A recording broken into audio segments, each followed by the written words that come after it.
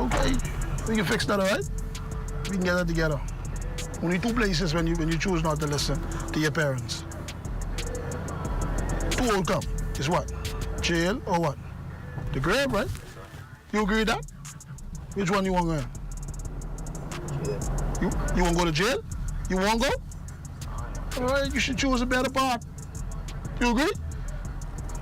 We can fix that. All right?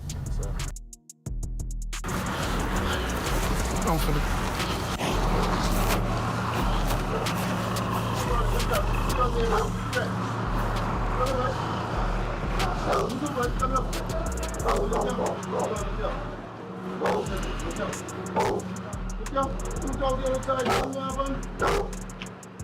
Hey, dog in there, right?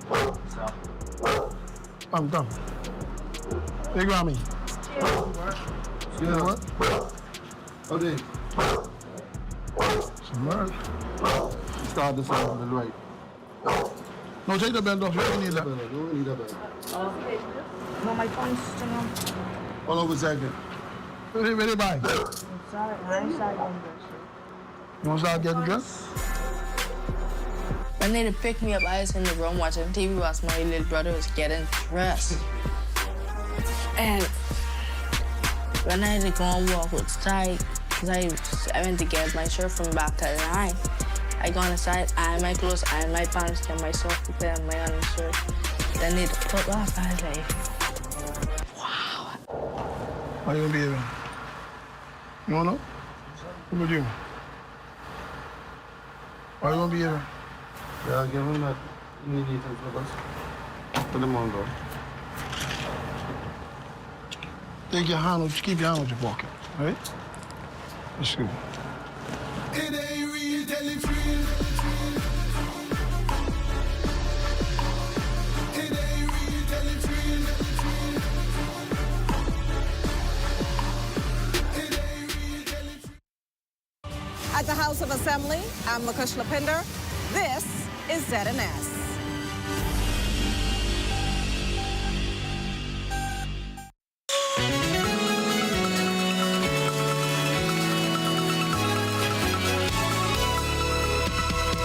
Welcome to What's Trending. I'm your host, Stacey Campbell Marshall.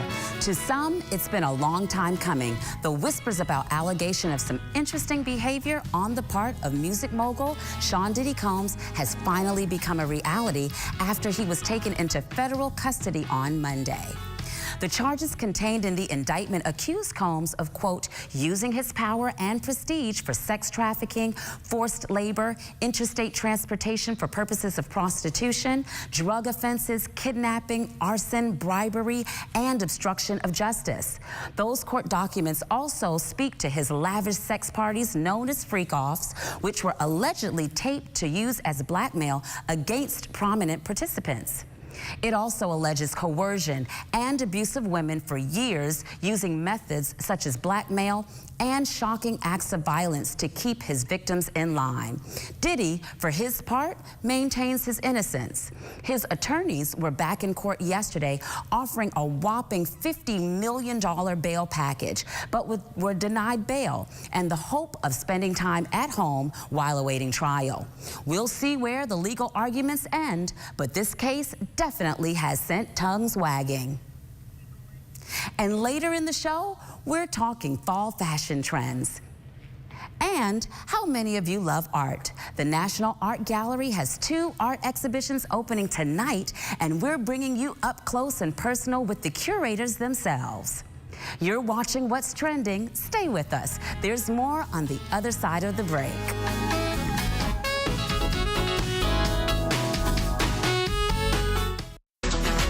Good to grow. Keeping you in the know. Keeping you in the know. God, that's good enough to eat, that is good to grow.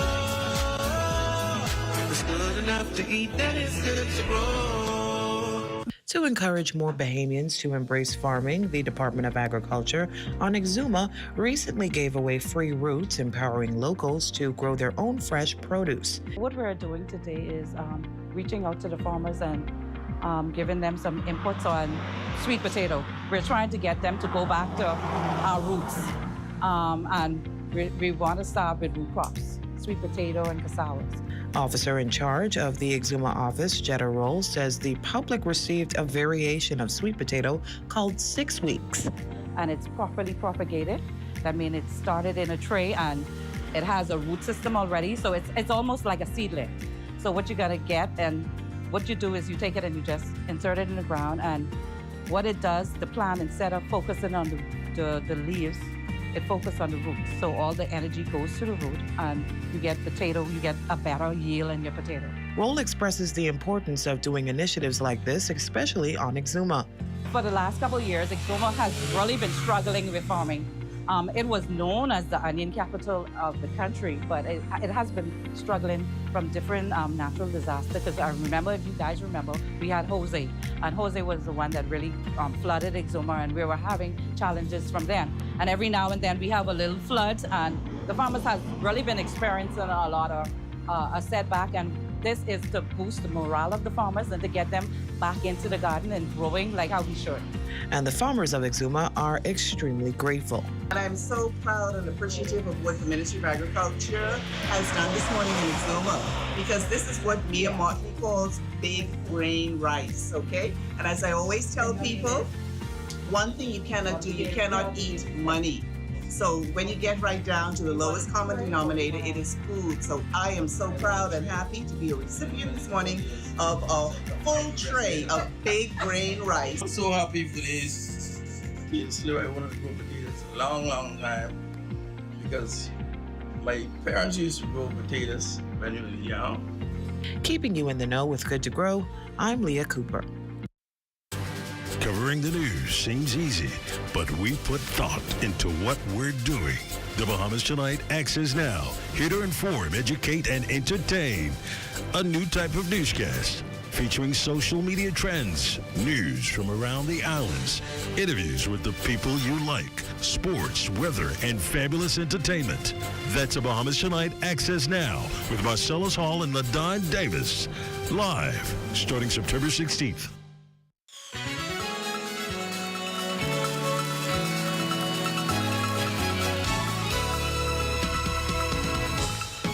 Thanks for sticking with us. You're watching What's Trending.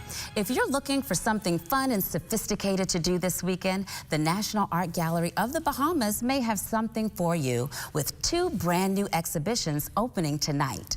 One of them is called It Comes from the Head, A Straw Heritage. And joining us now is curator of that exhibition, Simone Cambridge. Hi, Simone, and welcome to What's Trending. So listen, tell me all about the exhibition. So the exhibition is a collaboration between me, the NAGB, and an institution called NLS Kingston. So NLS Kingston is a Caribbean organization based in Jamaica that connects Caribbean creatives with opportunities for funding, institutions, and just projects like this. Okay, so the title of the exhibition is unique. How did that title come about? So the exhibition is really about celebrating straw work, vendors, and all of the creativity and ingenuity that goes into that. And in 2019, I came across a book in the National Archives of the Bahamas that was actually written by my grandmother. Oh.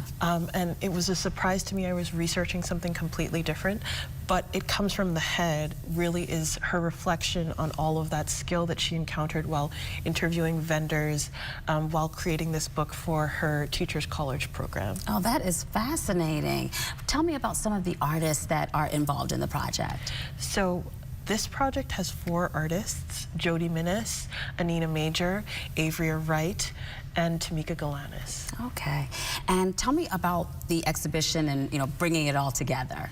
So the exhibition has really been a collaborative effort with the NAGB. So it's been a lot of communicating about the space, about just how we were going to get archival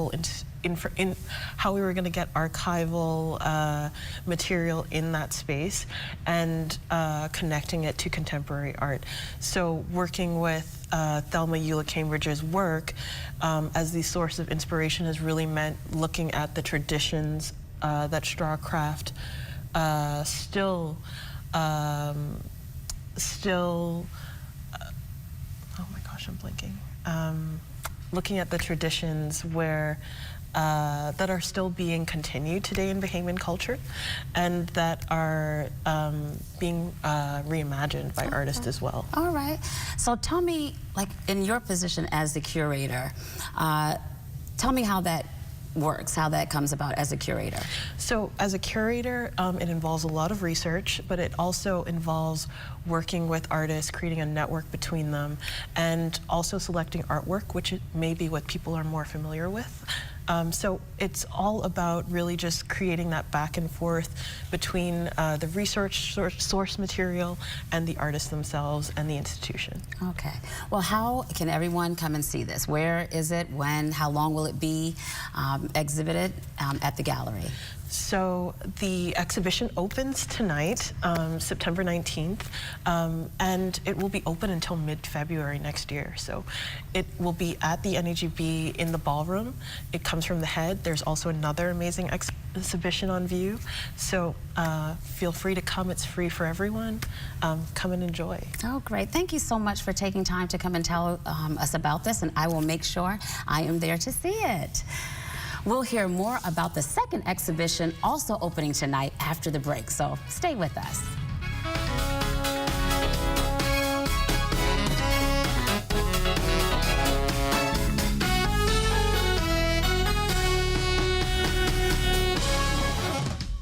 Hardware is the helpful place. Everything you need under one roof, from electrical, paint, plumbing, outdoor, barbecue, automotive, lawn and garden, pet supplies, houseware, and seasons. Hurricane season is now here, so for all your hurricane needs, we have a 25% off bargain zone. Hey, thanks. I would have given more stuff, but I didn't bring my money. I thought this was a club, and I thought everything was free. Finally know what it is now.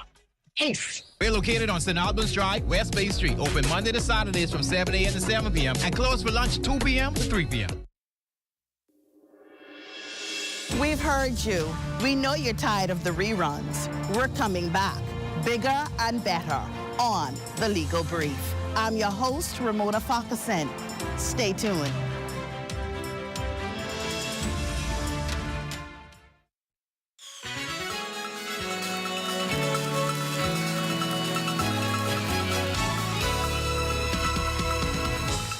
Welcome back. As I mentioned earlier, the NAGB has a dual exhibition launching tonight. The second one is called A Small Reminder of Teeth, Echo Horrors and Anti-Paradise. That sounds like a heavy discussion, and joining us on What's Trending to break it all down is that exhibition's curator, Letitia Pratt. Welcome to What's Trending, Hi. Letitia. Hi, thank you for having me. Well, thank you for being here. So tell me all about this exhibition. Well, A Small Reminder of Teeth, Eco Horror and the Anti-Paradise is bringing together 16 artists to talk about the environmental unrest that we've been having in the Bahamas, or really depicting what it's like to be from a small place that is enmeshed in the new ecological reality that we're having. You know, with the I don't know, what everybody thinking about Dorian and our new, the rising sea levels. So what I asked these artists to do is really to respond to, you know, that prompt, and they came up with a lot of like abstractions of the environment, and it's a really interesting way that they have come up with how to represent the environment. It's very cool. Okay, so speaking of interesting, the title is interesting, so tell me about that. Well, this title came from Sonia. It's from poetry. I derived it from literature, and it came from Sonia Farmer's A True and Exact History, which is a long erasure poem. It's also in the exhibition if you see it. And in that particular stanza, the land itself is personified, and it's depicted as having teeth. Okay. And what I mean by personification is that, like, the land is angry. Personification is when inanimate objects gain human characteristics. And so I thought that was a good, or really apt title to talk about this feeling of man against nature or this feeling of survival that we're trying to have in the Bahamas. Really, the exhibition isn't meant to be as macabre as it sounds. It's supposed to be a call to action, you know, especially when you're asking artists to respond in such emotional ways to the environment they're living in. Yeah, it's meant to ask people to say, hey, you know, we were really disturbed by what's happening, and asking people to empathize with us. Okay, so tell me about some of the artists that are involved. Well, I have 16 artists involved. Sonia Farmer, as I just mentioned. I also have Tessa Whitehead. She is a leading piece in the show. It's on our ads. She did a lot of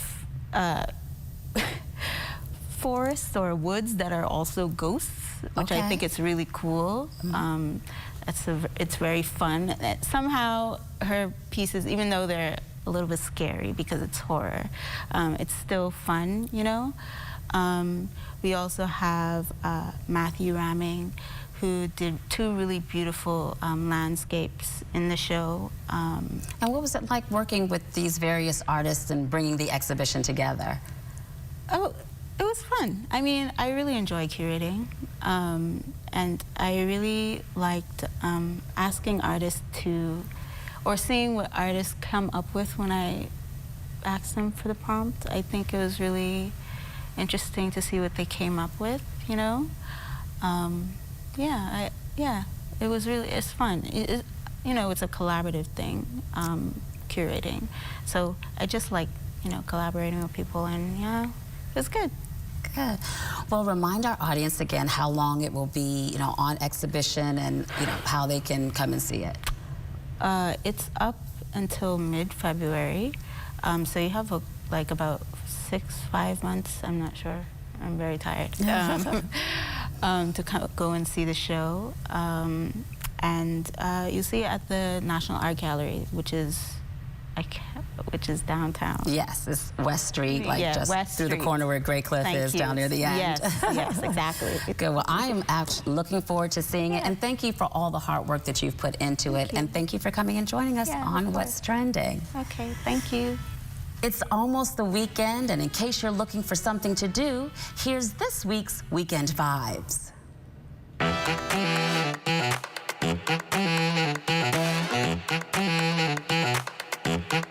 It's hailed as the place where culinary excellence meets warm hospitality.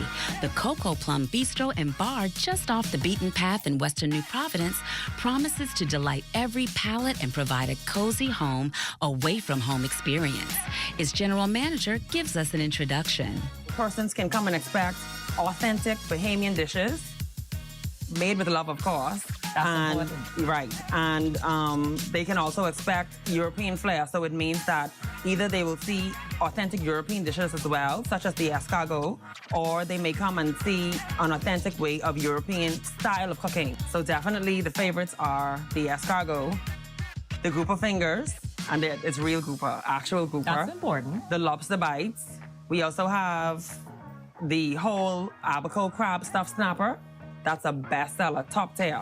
We have a shrimp and lobster green coconut curry. That's also an all-time favorite. And we have a red wine braised oxtail as well. On weekend brunch, we also have the boiled and the stew fish served with Johnny cake and yellow grits. General Manager Chantel Stewart speaks so highly about the food because she also doubles as the executive chef at the bistro. And she's hoping when you visit, you'll have a memorable experience.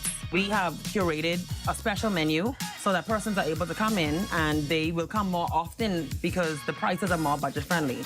And so they can come as a family, and maybe instead of once a month for a special occasion, they're able to come more often than just once per month. Okay, so we partnered with CBL to put together a special promotion for the last Fridays in every month. And so we are offering Hennessy crafted cocktails as well as small bar bites. And while its stores have only been open from 2018, Chef Stewart is definitive about Coco Plum being that place you should visit. So when persons come to Coco Plum, they can expect a great meal with a great ambiance. It's a family-oriented restaurant. We have the garden area in the front that provides persons with an exclusive space If they want to come, they want to kick their feet up, they want to drink a cup of coffee, if they want to read a book and just unwind, that can happen. We have the inside indoor dining, which is equipped with air conditioning. And we have the front area space that is where the bar is. And if someone just wants to come for a quick drink or come for maybe a happy hour or just to chill, that's available as well. Something for everybody. I promise you, there's a kids menu. There's an awesome cocktail list crafted by our wonderful bartender.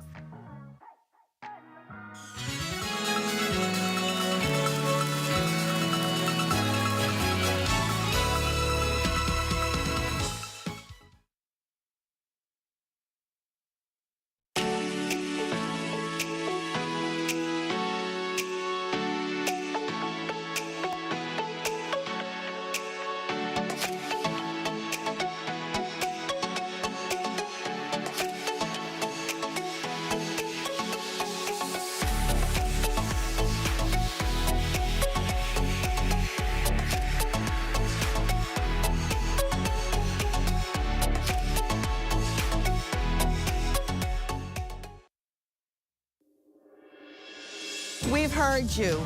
We know you're tired of the reruns. We're coming back, bigger and better, on The Legal Brief. I'm your host, Ramona Farquharson. Stay tuned.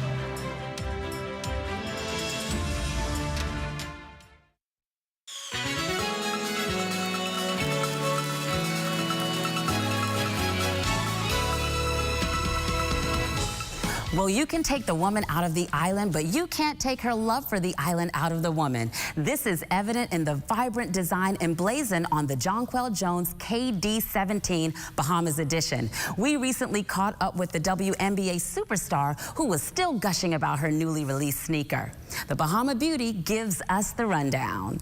Bahamian WNBA star Jonquel Jones teamed up with Nike to introduce an all-star collaboration. The KD17s debuted in a Bahamian iteration on August 29th in a beautiful tropical colorway with bright blues and lush greens, which Jones says is an ode to our country. Yeah, just super excited about it. You know, when Nike reached out to me about it, I was really excited to do it. And in the past, I've done PEs that they haven't come out for retail, but I've worn them on the court.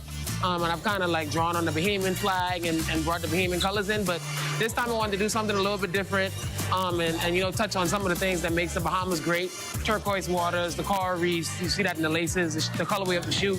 But then I also wanted to have every Bahamian be able to look at the shoe and see their island, where they're from, and just understand that out there I'm representing the whole of the Bahamas.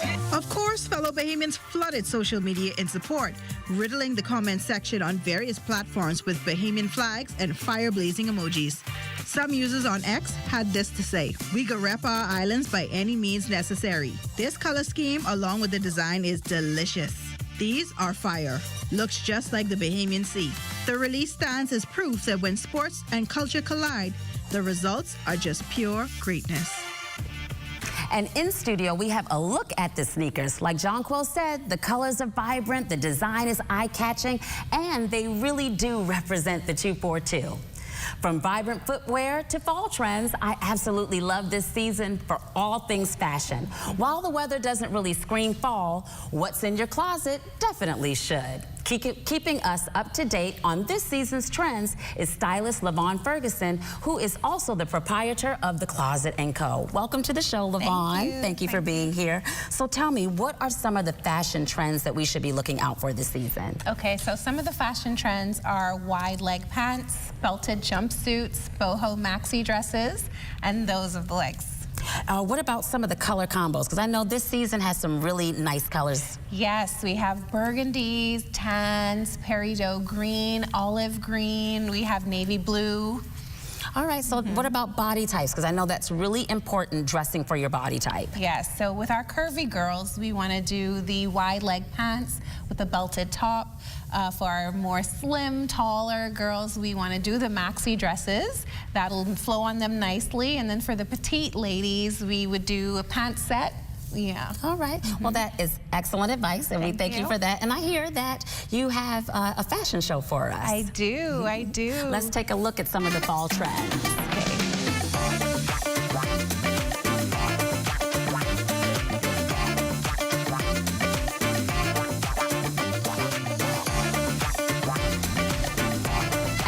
Ellis, it's time for a fall fashion show. LaVon, walk us through this first look. Okay, so this first look here we have on Dawn, yes. Yes, we have a pleated wide leg pant look on her where the top is belted around the waist. It's in a nice peridot green color, so it complements the season. All right, and what color, what green would you call this? Well, this is called peridot green, so it's like a jeweled green. Oh, nice. Yeah. It's very vibrant and nice. All right. Thank you, Dawn. Thank you. All right, so I love to dress. I love to go out. I'm always looking for nice things to wear. And how do we know really what looks good on our bodies? Because we see something and then you try to translate that. Where do we go to find that out? Well, you can go to any lingerie store where you want to get fitted for anything, like say, well, saying fitted, but you want to get tapered, and they'll let you know the size of your bust. That's really important, having good undergarments. Yes, okay, that good does make a undergarments, right. And then you'll be able to go into any store. You can just try anything. With me, personally, I like to say whatever you love will look great on you. Okay. However, if you're having any issues, you can always just go try on to, you can stop to our store, The Closet & Co., or you can go to Bahari, and we always have people there that'll help you, let you know what looks good on you, what fits your stature. But usually, if you want to maybe figure out what personally works for you, you can also hire a stylist, and we will kind of go through the rundown with you on what would fit your body type and what would work for you. So tell us, how does someone find you? Where do they find you? Well, they'll be able to find me on Instagram. I also have a personal website. It's The Closet & Co., and you'd be able to actually reach out to me there. But I also have my personal Instagram, which is LVF Style, and all my work is there, and you can also reach out to me personally and just inquire. Good. Are we also able to purchase some items there? Yeah, you're also able to purchase items at my store, The Closet & Co. at Mackey Street, and I have a wonderful employee there who can help you, and if you need to get in contact with me personally in store, she'll go ahead and do that for you if I'm not in. Okay, and some of the items we're seeing here, we'll be able to get them there as well. Yes. Okay, great. I appreciate that. I really, I'm really into fashion. I'm really into, knowing what looks good on your body, and for me, being age appropriate. Not every trend out there I'm able to wear, but I want to be trendy for my age. Right. That's really important. Which is fine. Which is actually absolutely fine. Usually, we call that like a classic look. You don't necessarily have to go up with the trends. You can just have a classic look that will always suit who you are. And then perhaps add in little pieces, maybe a trendy bag or a top. Exactly. Something like that. I like to keep it, pretty classic for my particular. So tell us what Dawn has on now, and explain this sexy look to us. Well, this is a nice cargo style jumpsuit. Okay. It's very trendy. It's actually all very on trend. You have the cargo style with all the pockets, the nice tan brown color. We don't need to cover up too much on the islands because, it's summer year round, even though it's fall, the weather is, that is. So this is something that will fall into the category of a trendy look with the pockets that we have here. These are the cargo style. You can tie this up, and it's still very flattering for a figure. Right, and it's still very flattering for a figure. So it's perfect for the fall season. Nice. Thank you, Dawn. Well, we are up to date on how we should be stepping out for the fall. We'll have more after the break. Yes.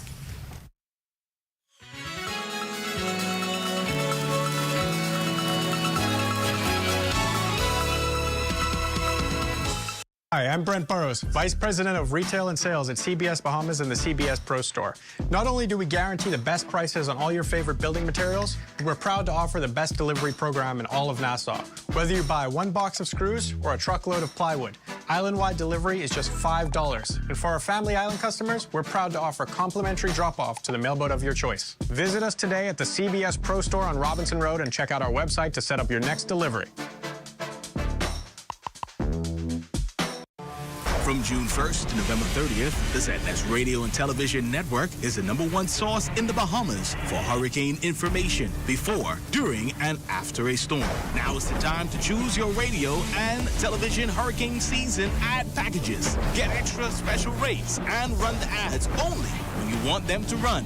Call the ZNS sales office today at 502-3800.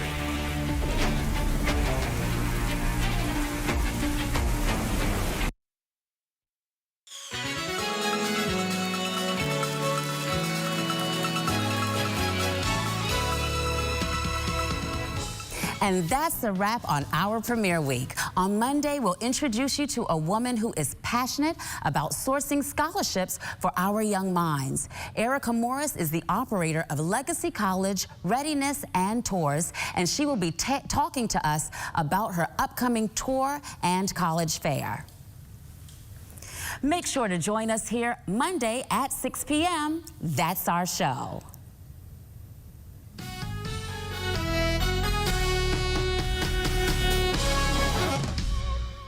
If you're looking for a show that inspires, encourages, and lifts up the soul, then Rhythm of Faith is the show for you.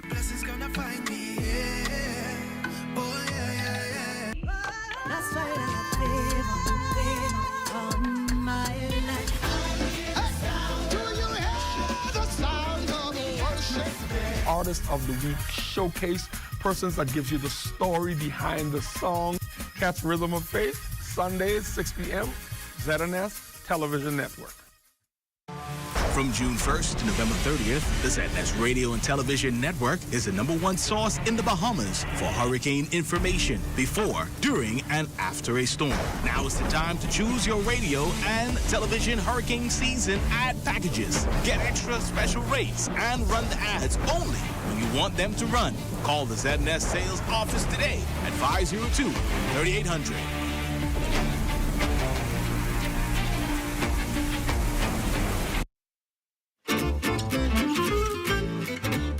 Just gonna add some spinach in there, gonna bring out all that flavor. From quick and easy meals on the go to savory and delicious down-home delights, dishing it up is what we do. I'm Chef Manny. I'll be the new host of Dishing It Up Season 2, and I'm inviting you to my kitchen here at Manuelo's. And together, we're cooking up a new season of delicious Bahamian dishes. Welcome back to Dishing It Up. At Centerville, I'm LaDawn Davis. This is ZNS.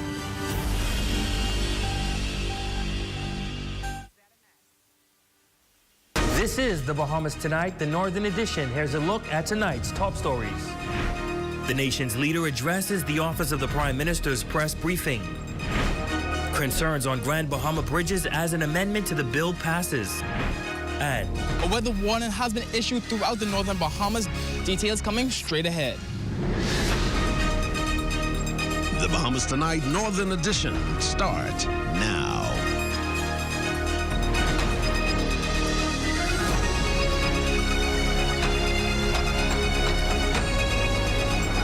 To indicate we want a world-class brand name to be associated with reopening.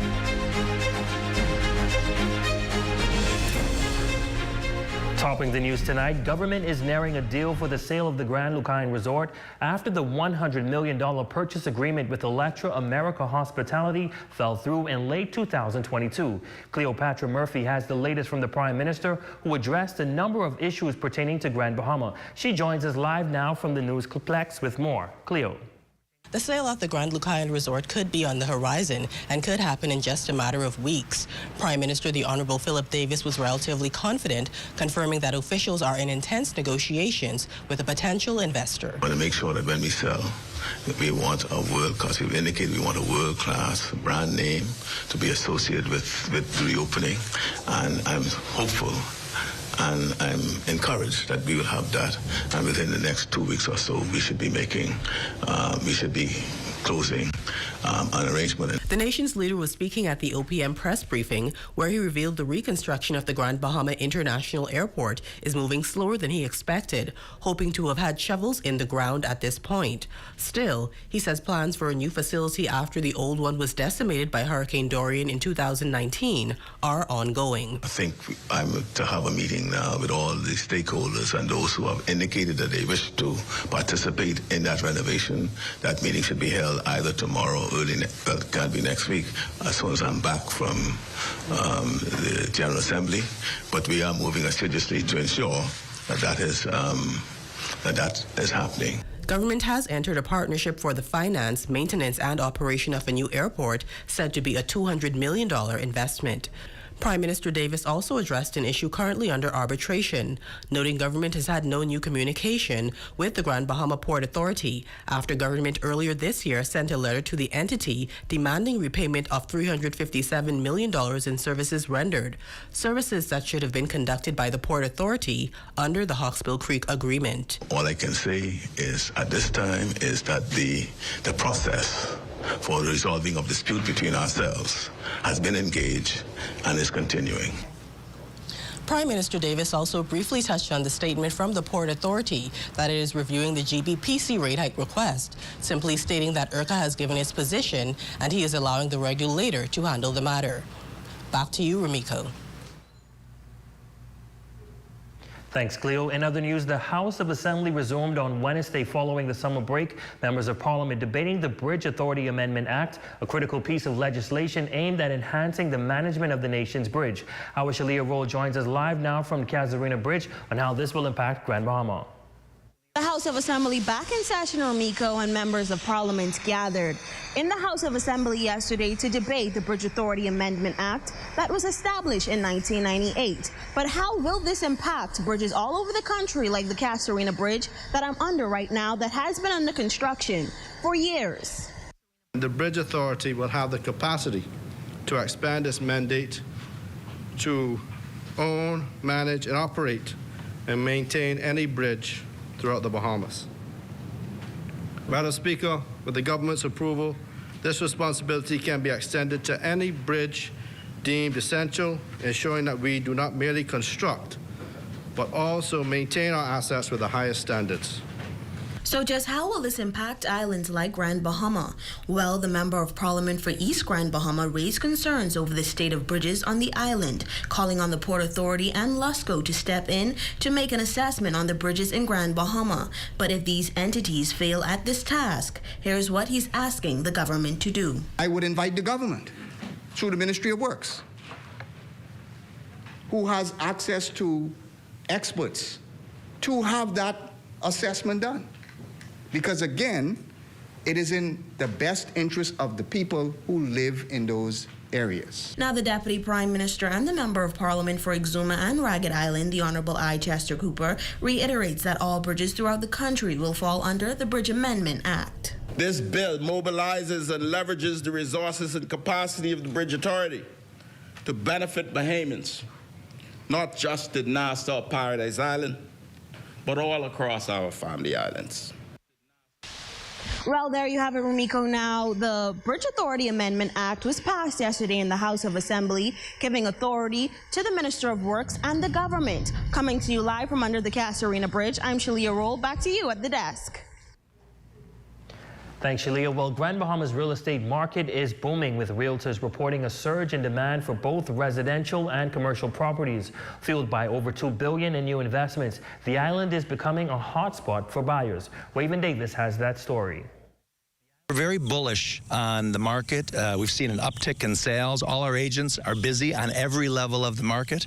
Grand Bahama is in the midst of a real estate renaissance, with over $2 billion in investments being funneled into the island. Realtors say the market is attracting other Bahamians and foreigners as well, many of whom are discovering untapped opportunities in the luxury market. Vacant properties on the canal, waterfront, condos, homes. That's what's really been selling lately. So, you know, upwards of 1 million were in the past at times stagnant, but we've seen an uptick in that for sure. They say interest in Grand Bahama has really taken off, particularly after the pandemic, with those residing in Nassau looking at properties here, where real estate is more competitively priced. I think people are just seeing the opportunity. If you have things in Nassau and Exuma and Eleuthera everywhere else selling for $5 million and they cost $1 million here, people want to, you know, they're saying why? And we have all the same beaches, we have all of the beautiful canals. We just, you know, we need a little bit more support.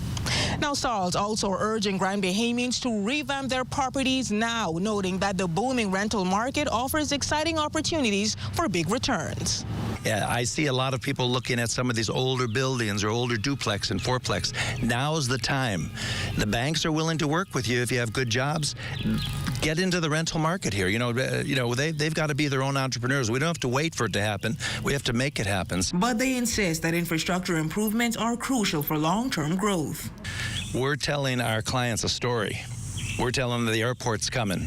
We're telling that the hotel is going to be sold. So we really need the support of the government to make these things happen, especially that airport. That's a key. It's key. Charles says after some 30 years of being in the business, they've seen the highs and lows of Grand Bahama and remain optimistic about what is to come. For the Bahamas Tonight, the Northern Edition, I'm Raven Davis. Just one station.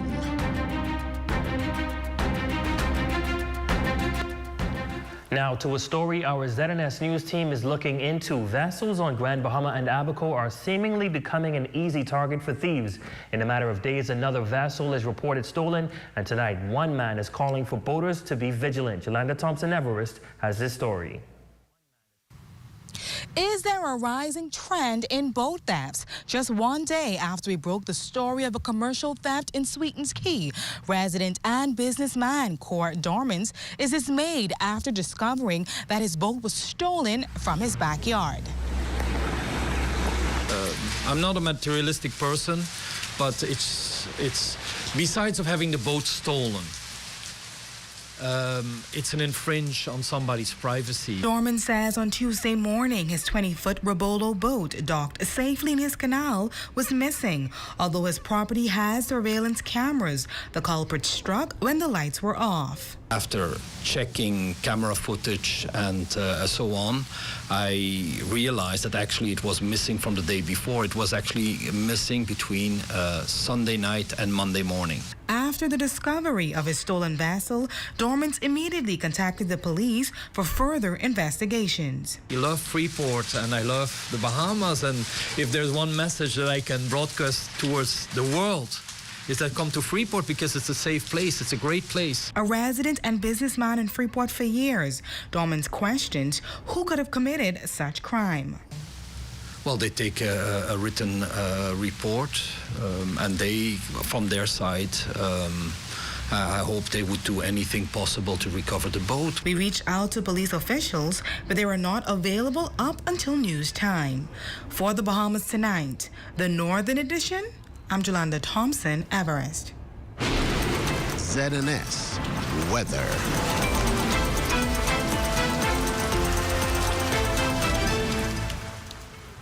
Residents can expect a wet weekend starting as early as today. In the wake of several warnings from the local Met Office, this weekend is expecting to showcase some very harsh conditions throughout the northern Bahamas.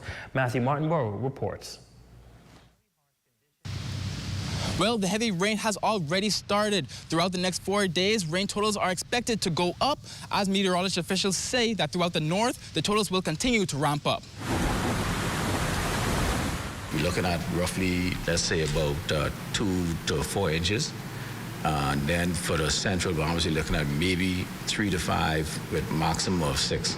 Senior Met Officer Trinard Tynes says the public should brace for not just thunderstorm activity, but possibly even more. Basically, we are forecasting that we're going to anticipate some wet weather activity.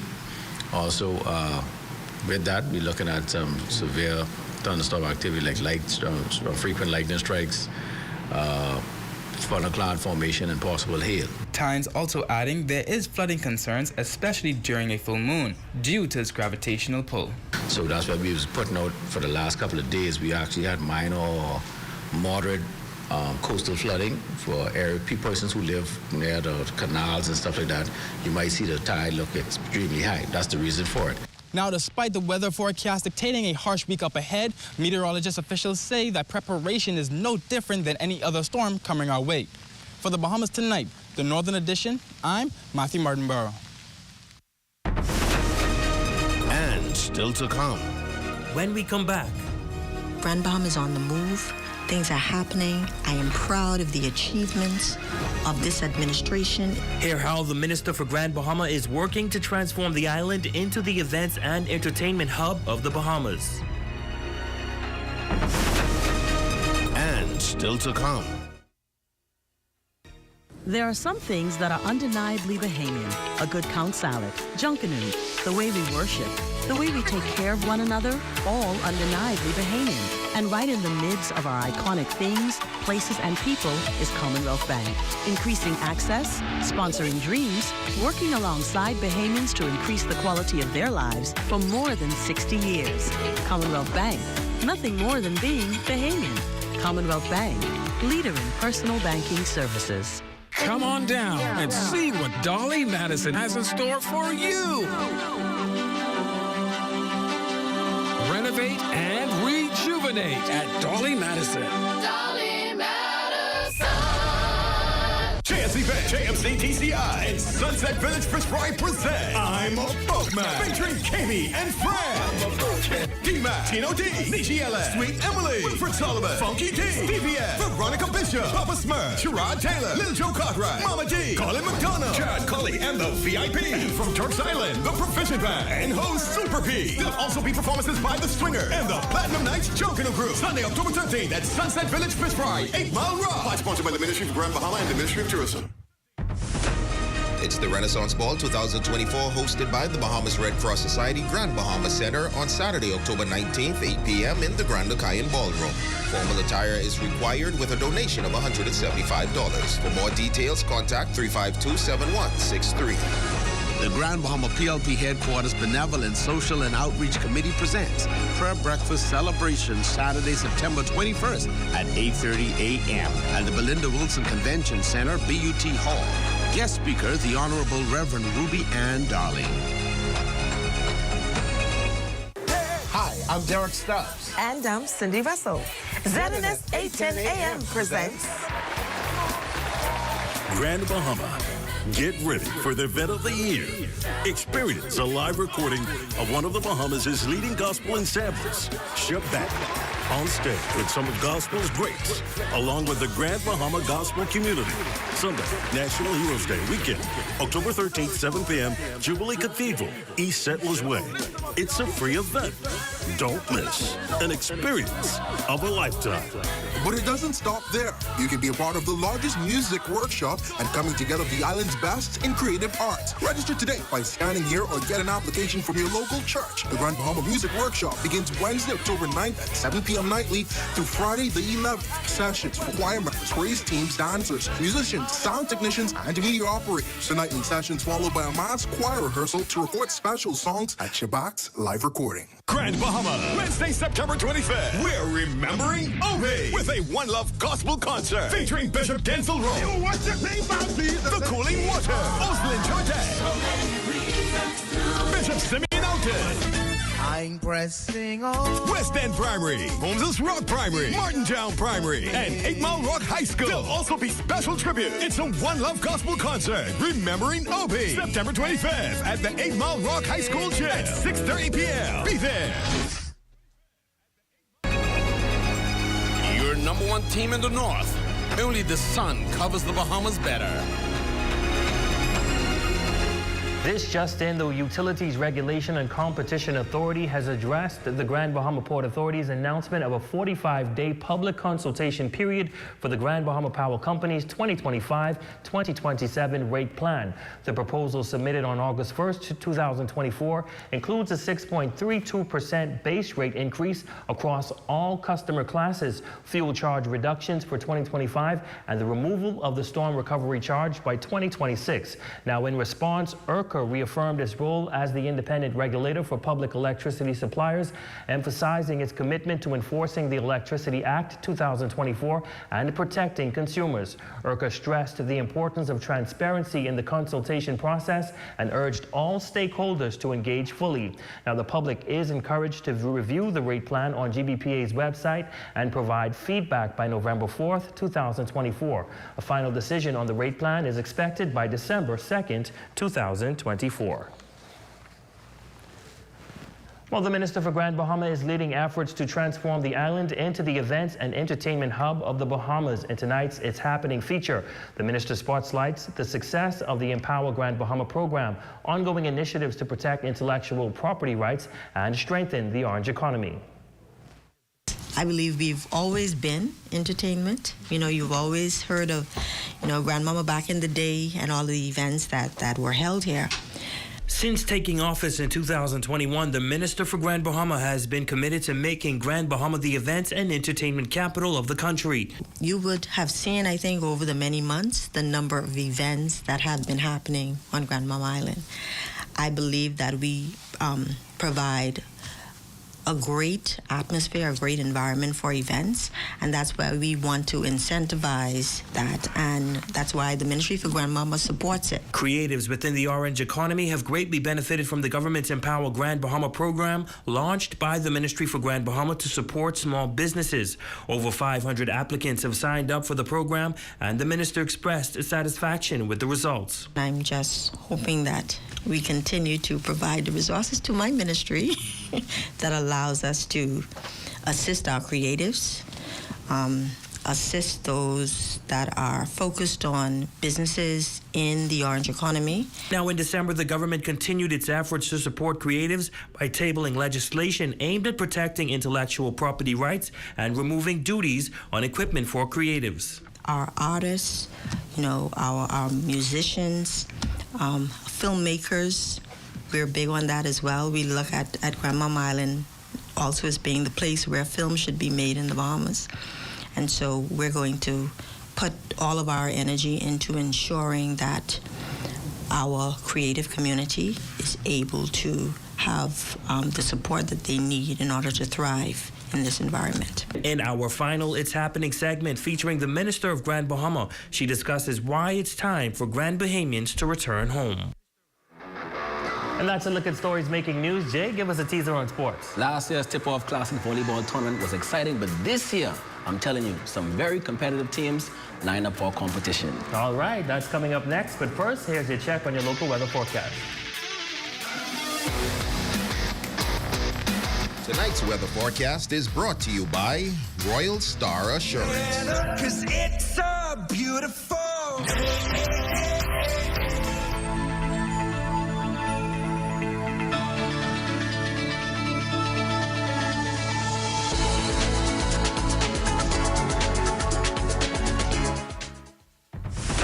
See news in the making? Call us at 352-9713 or 359-5167, or you can email us at ZNS3news@gmail.com.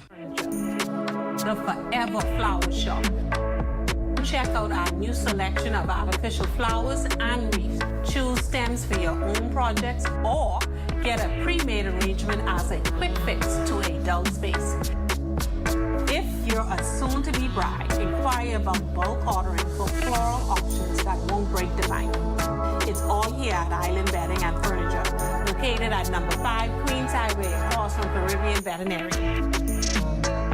Hungry? Save the day with this hack. The tastiest hack is no longer a secret. Order 2 medium one-topping pizzas from Pizza Hut Freeport for only $22. Enjoy Pizza Hut while spending less all the way to the crust. Visit us at the store, carry out, or delivery. 2 medium one-topping pizzas for only $22. Call us at 352-9191. Pizza Hut Freeport. Enjoy all the way to the crust. Pizza Hut Freeport. Journey to a serene oasis. Relax. Rejuvenate.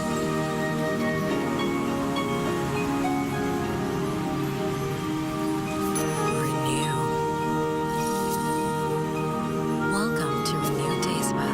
For appointments, call 352-RENU.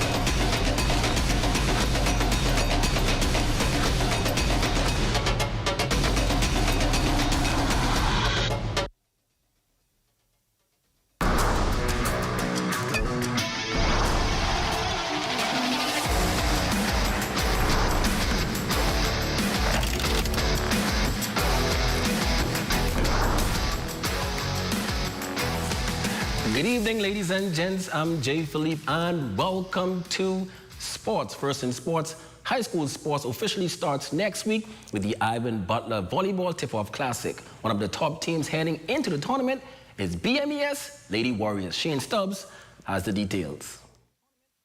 The BMES Warriors junior and senior girls say they are ready to get back to the mountaintop of high school volleyball. As they get ready to make their final cuts, Coach Sandra Lang is confident about the upcoming season. A lot of fundamentals. We've lost a couple of senior players, but for the most part, I think we're going to be in the money. We were the runners-up last year, and we're looking to at least to improve on that position for this year. While the teams are still a work in progress, Kiesra Thomas and Maya Knowles believe their chemistry will take them toward a deep season run. I think that we are going to do our best and that we're going to play with each other like how we do in practice. We have a great team. We've been practicing and we're ready to do good and do what we could do to win the championship. Volleyball action kicks off this Tuesday with the Ivan Butler Volleyball Classic at the St. George's Gymnasium. For ZNS Total Sports, I'm Shane Stubbs. Next in sports, the Falcons Boys Club is back in full swing at the Champs Community Center near Hawksbill, and it's free for boys ages 8 through 18. We are excited when we see Saturday morning come because it gives an opportunity again to use basketball to mentor young boys. And this coming January 12, 2025, the club is going to be celebrating 28 years. So we're on our way to 28 years of mentoring boys here on the island of Freeport, Grand Bahama. And in partnership with Champs Community Center, the Grand Bahama Port Authority, and hundreds of individuals and corporations who have helped us to build what you see here today, the Champs Community Center. We are grateful. And finally in sports, the Grand Bahama Amateur Softball Association regular season action will continue this entire weekend at the softball park at the GB Sports Complex. And that's your Thursday check on sports. I'm Jay Philippe, your Facebook friend of the night is next. Be blessed.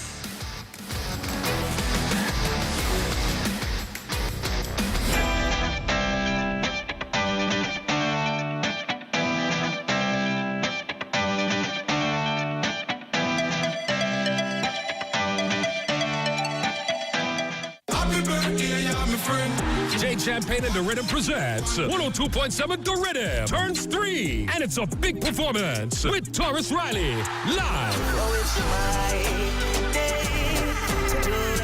Taurus Riley live. Oh yeah, the hitmaker, the reggae icon, Taurus Riley live. Saturday, December 14th at the brand new Cayenne Ballroom. Doors open at 8 p.m., showtime at 11 p.m. For 102.7 The Rhythm. Big birthday party with Taurus Riley. Live. Get tickets online now. TheRhythm3.com. And it's a big performance. Taurus Riley. Brought to you by Jade Champagne and The Rhythm. Saturday, December 14th, 102.7 The Rhythm. Turns 3 with Taurus Riley. Live.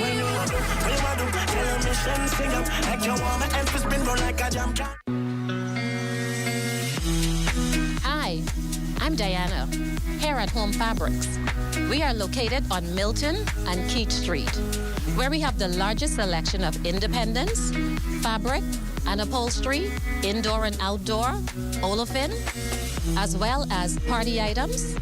As we come into the new season now for Mother's Day, we have a large selection of Mother's Day items, teachers' appreciation, as well as graduation. We have canvases and art supplies, and the biggest selection of balloons that you will find. Our friendly and knowledgeable staff are eager, willing, and ready to serve you. Our store hours are 9 a.m. to 5:30 p.m., Monday through Saturday. We're closed on holidays and Sundays. Come and visit us here at Home Fabrics. It's Home Fabrics or nothing.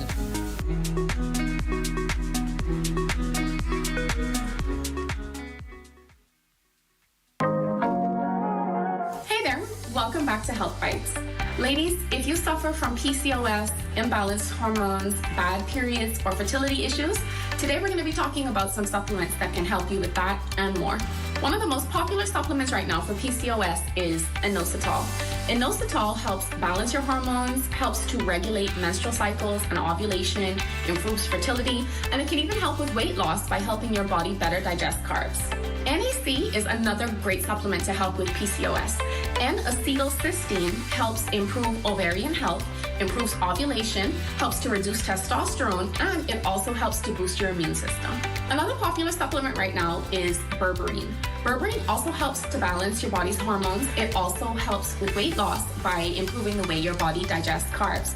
Berberine is also good for helping keeping your blood sugar range in healthy levels, and it also helps with cholesterol and heart health. If you need relief from PCOS or any other signs of hormone imbalance, stop by your nearest Fitness Connection location or shop online at shopfitnessconnection.com. Your number one team in the North. Only the sun covers the Bahamas better. That's a look at stories making news here in the North. I'm Ramiko Knowles. Thanks so much for watching. A live look at the bottom of your screen shows the Bahamas tonight, and it's coming your way next.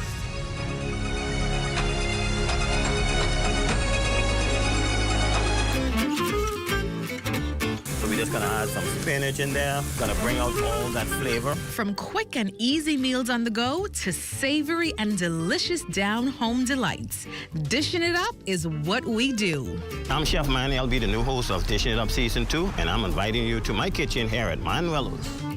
And together, we're cooking up a new season of delicious Bahamian dishes. Welcome back to Dishing It Up.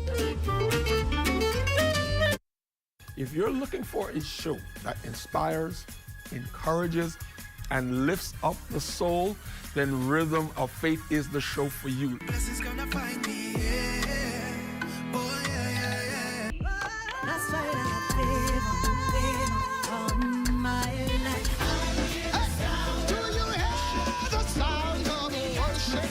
Artist of the Week showcase, persons that gives you the story behind the song.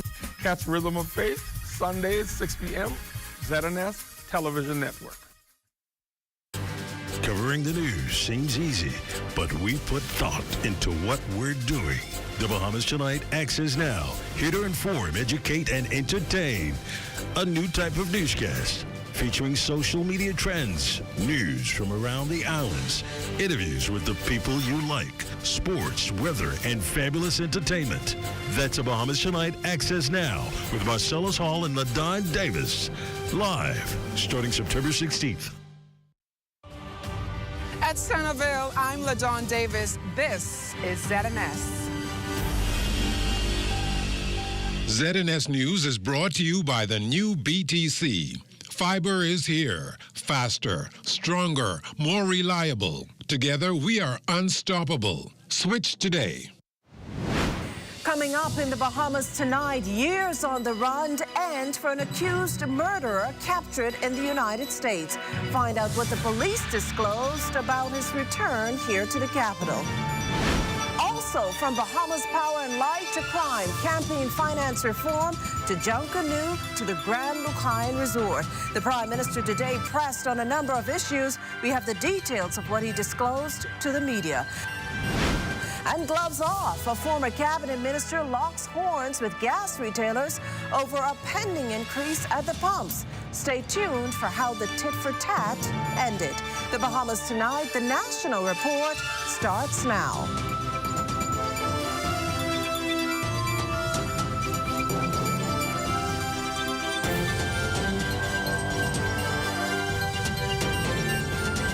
Good evening, everyone, and welcome to the broadcast. 7 years on the run, a fugitive captured and flown back here to the Bahamas after fleeing the country to evade 2 murder charges.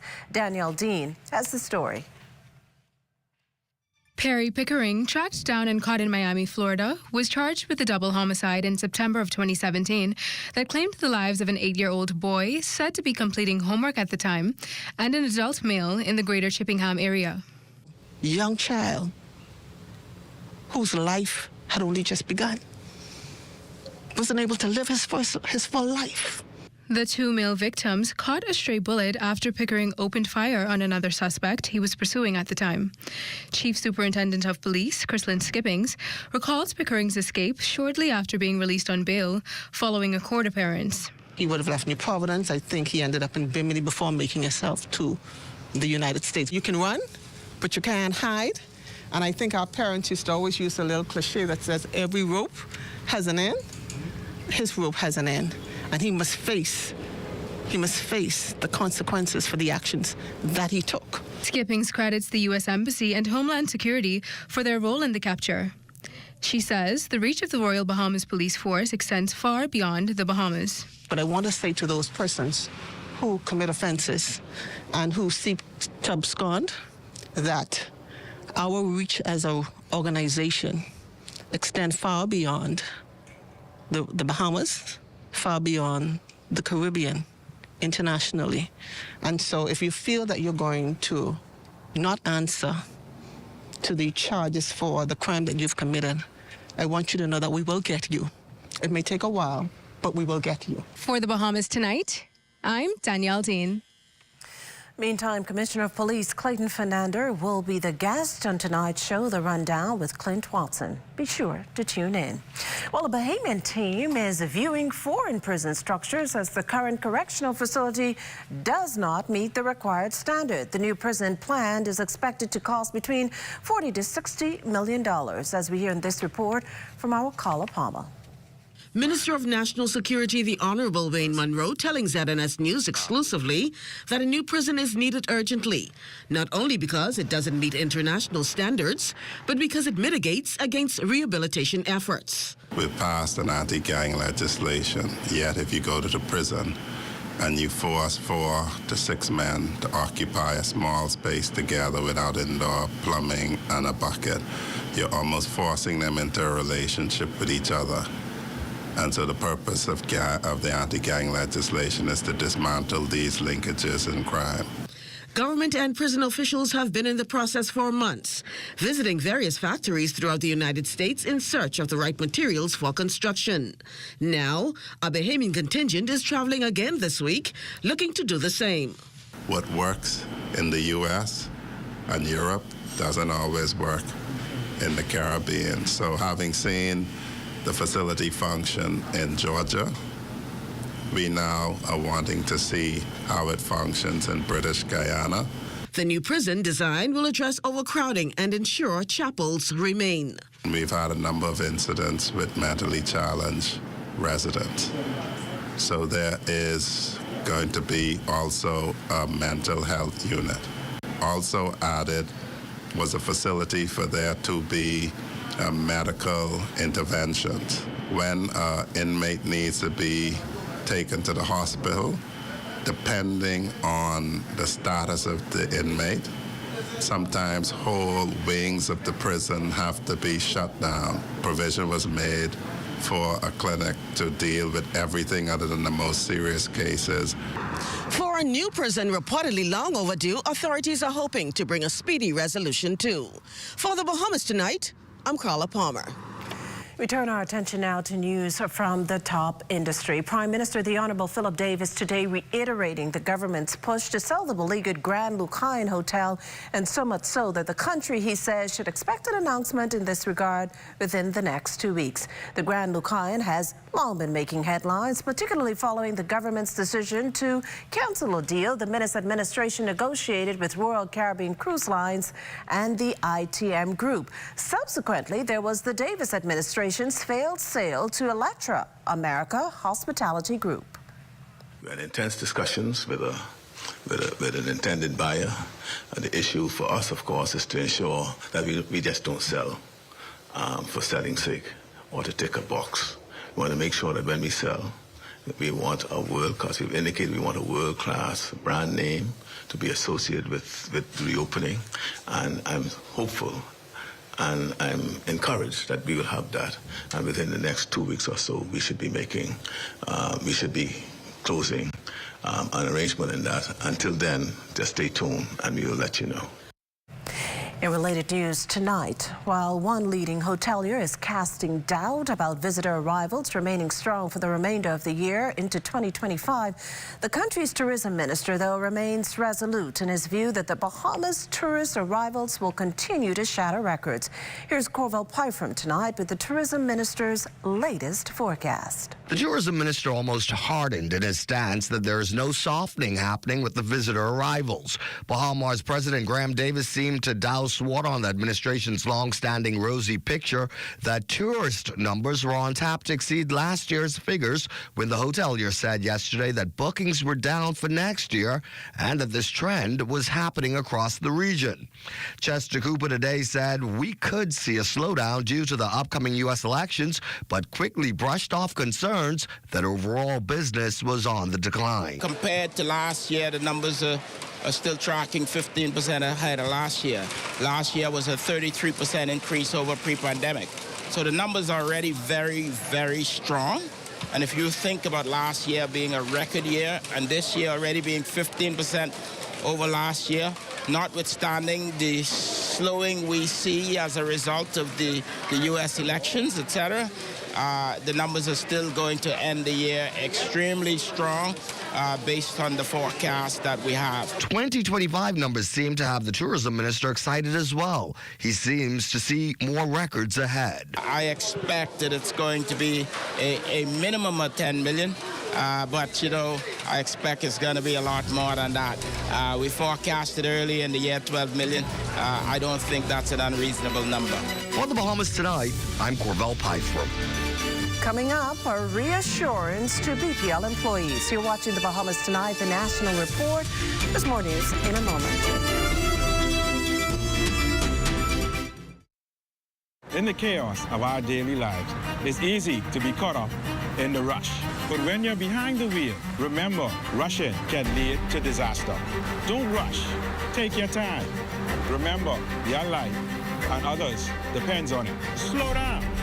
Stay alert and arrive alive. Because in the race of life, it's not about how fast you get there, but how safely. This message is brought to you by Commonwealth Bank, leader in personal banking services.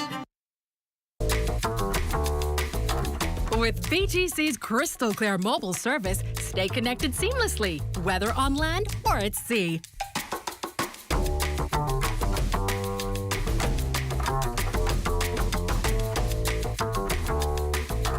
Our reliable postpaid plans keep your loved ones closer, no matter where life takes you.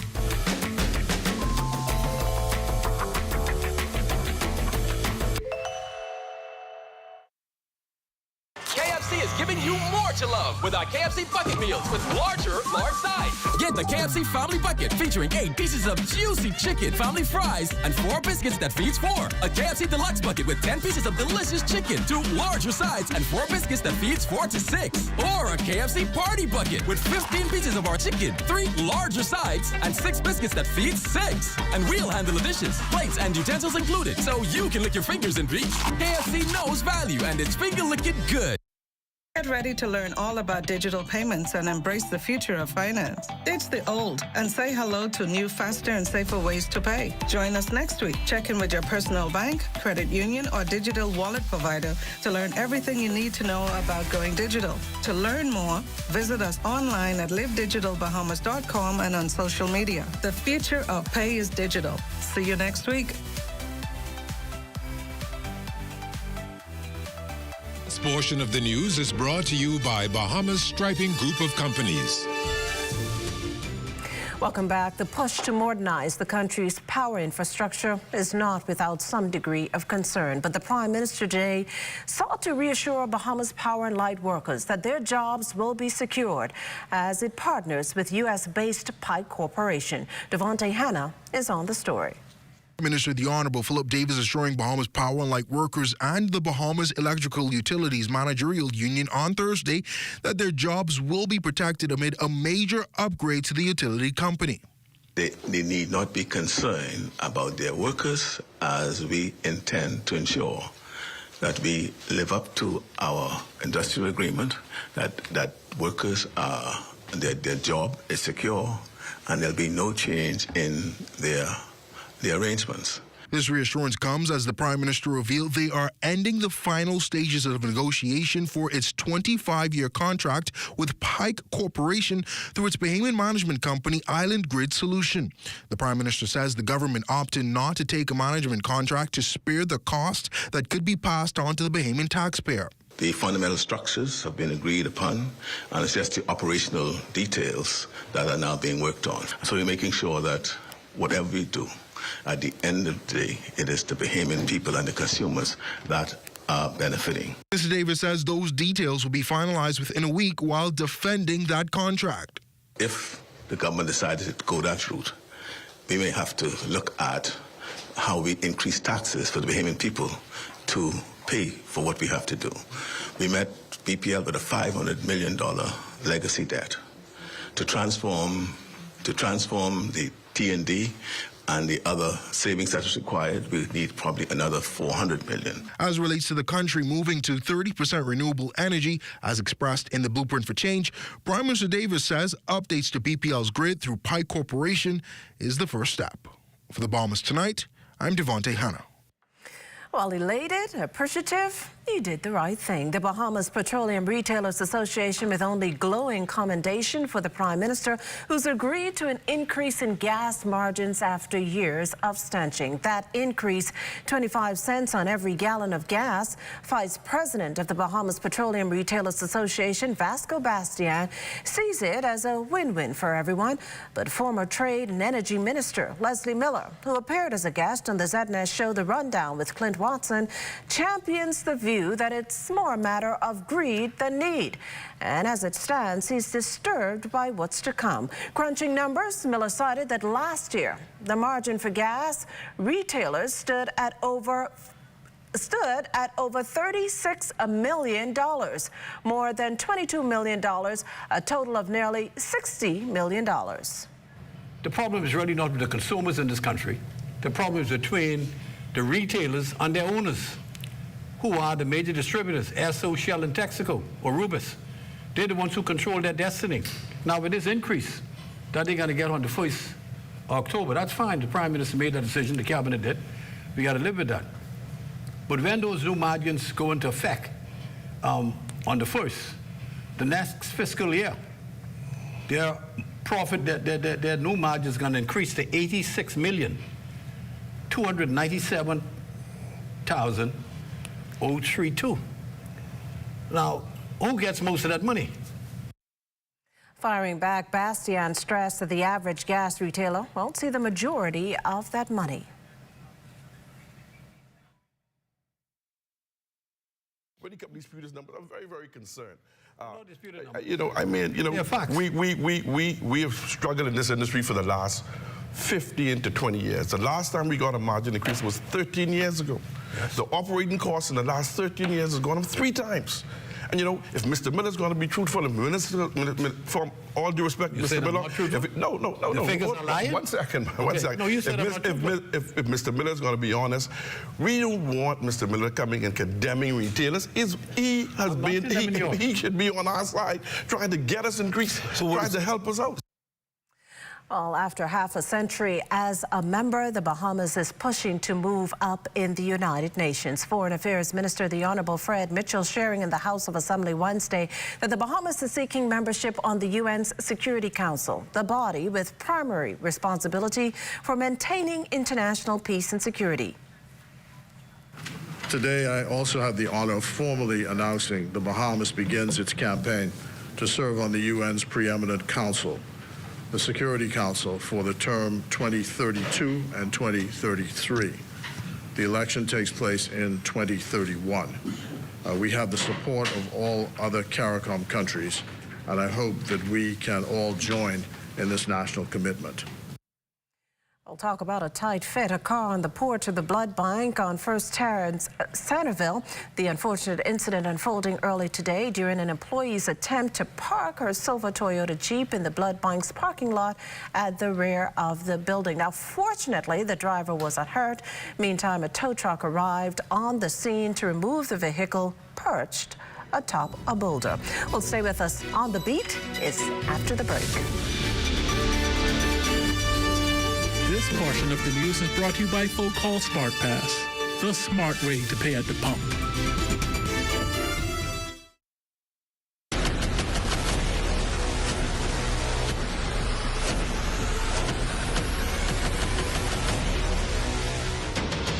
Over a decade ago, the Bahamas Striping Group of companies was birthed out of a passion to change the way we travel. From only a $5,000 grant, the tenacity and work ethic has propelled BSGC to one of the leading road management companies in the Caribbean. We pride ourselves on going the extra mile where others won't, through the use of our state-of-the-art equipment and our certified team. Although the success is commendable, the road has been long, yet the mission continues in striving to be a world-class organization ran by Bahamians for Bahamians. With the help of our experienced and hardworking team, we at the Bahamas Striping Group of Companies are committed to making a difference, one road at a time.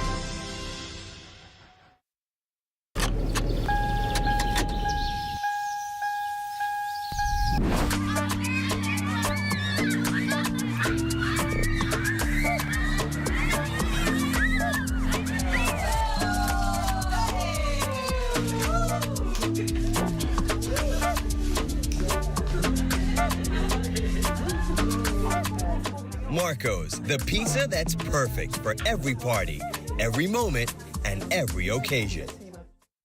Bahamas, are you ready? Keep the vibe alive. Music group, along with our for sales, present the best of the best. Rake and Scrape Explosion Reloaded. This is the biggest one-day all-Bahamian concert of the year. Featuring KB, D-Mac, Abby, Mama D, Fan Sean, Shine 242, The Falcon, and more. Mark your calendars. It's going down November the 2nd at Super Club Races Ground. Tickets now available at BahamasEtickets.com or both Beauty Shack location. General admission $60. VIP, Skybox, and Skypods also available. For more info, call 394-0819 or email keepthevibealive242@gmail.com. Experience the magic once again with more legends for one night only. Come party with us November 2nd at Best of the Best. Rake and Scrape Explosion Reloaded.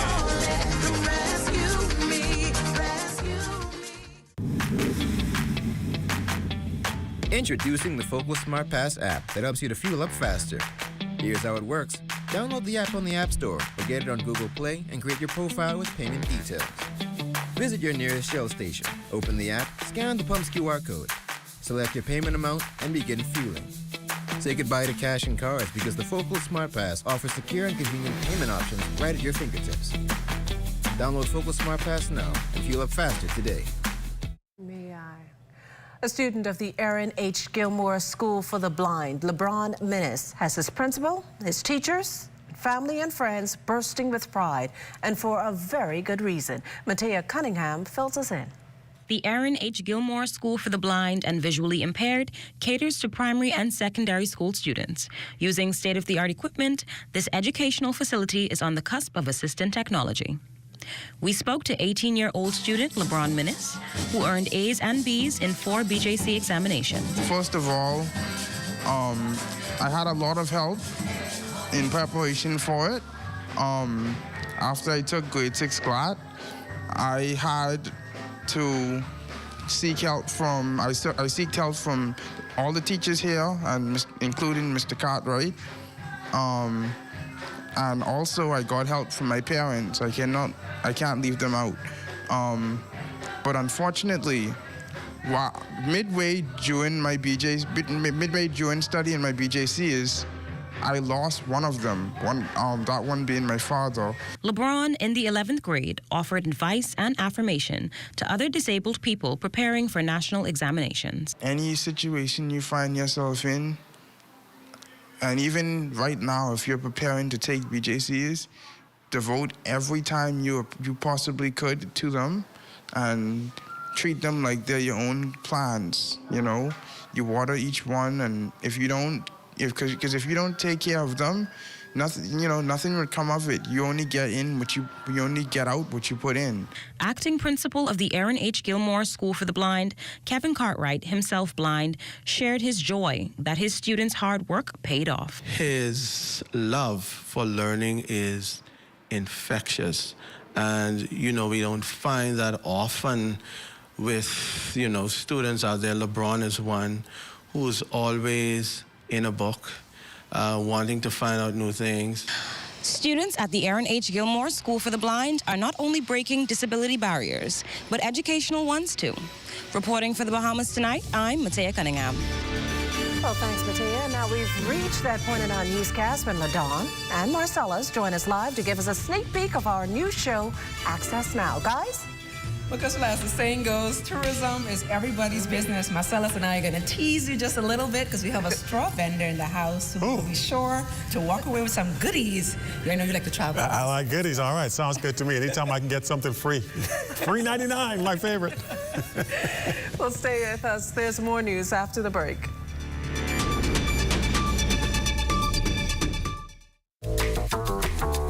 Whether you're crossing borders or navigating busy airports, with BTC's reliable data roaming, you're always in touch.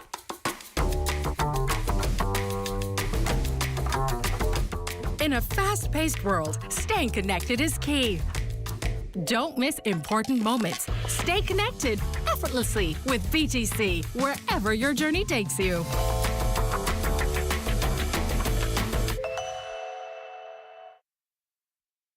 Is the Little Caesars Stuffed Crust Pizza. Get more pizza for less money. Only $12. It's a whole new level of pizza with cheese stuffed crust so spectacular that there's nothing left. Pizza. A delicious pepperoni pizza with the crust stuffed with lots of cheese and brushed with butter and garlic flavor and sprinkled with Parmesan cheese. Hot and ready Thursday to Saturday between 4 and 8 for only $12. Simply irresistible. And only at Little Caesars. Pizza.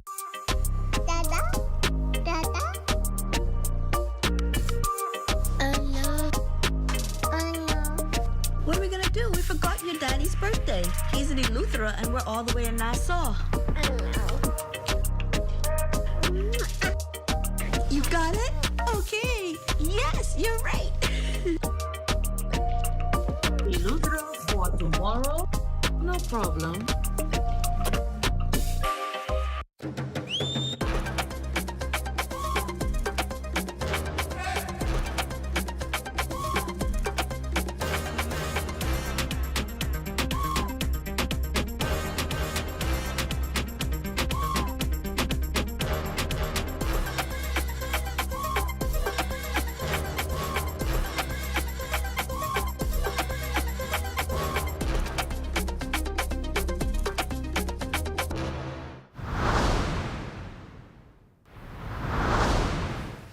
$11 nominees chosen from 600 workers, but just one winner. And the person chosen as 2024's Employee of the Year at the Ministry of Works and Family Island Affairs this week was Theodore Durham of Eleuthera.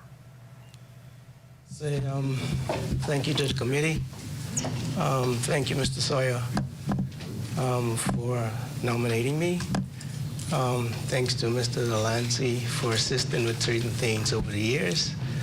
Thanks to all the nominees, Ms. Lown, and last but not least, I'd like to thank God. Well, we certainly congratulate Mr. Durham on his win. And that does it for the National Report, but stay close. The Bahamas Tonight continues with Access Now.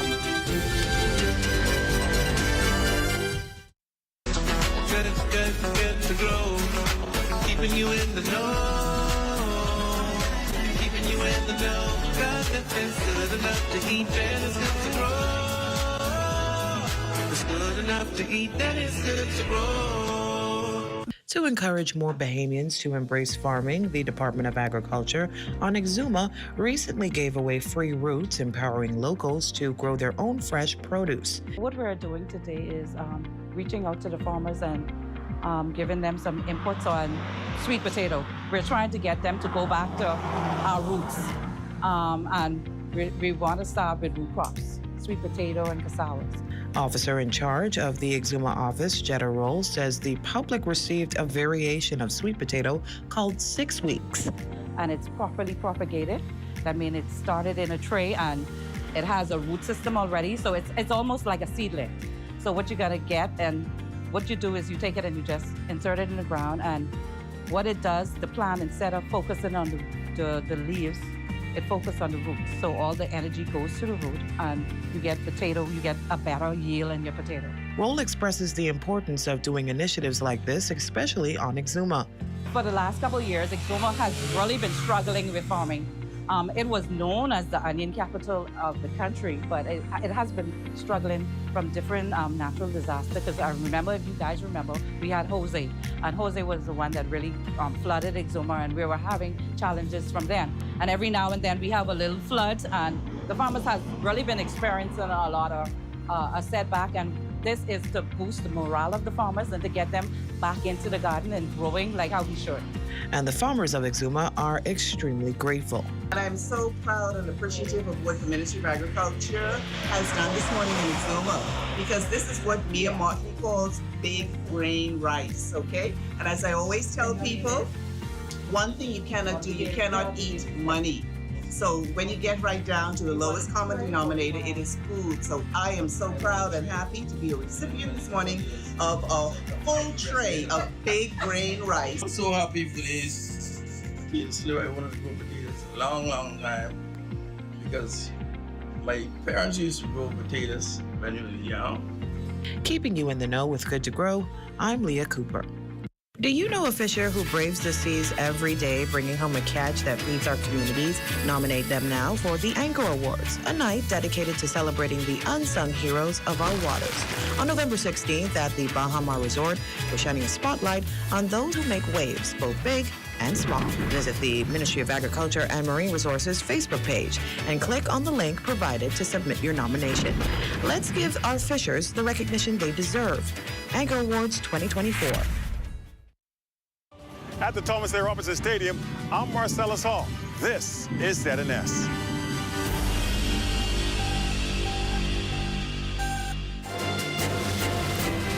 Another plus in the world of tourism and entrepreneurship, Clearboat Bahamas is now declared open for tours. The Minister of Tourism was there. Plus, they got their flowers while they're still here. Some store vendors are all smiles. Details straight ahead.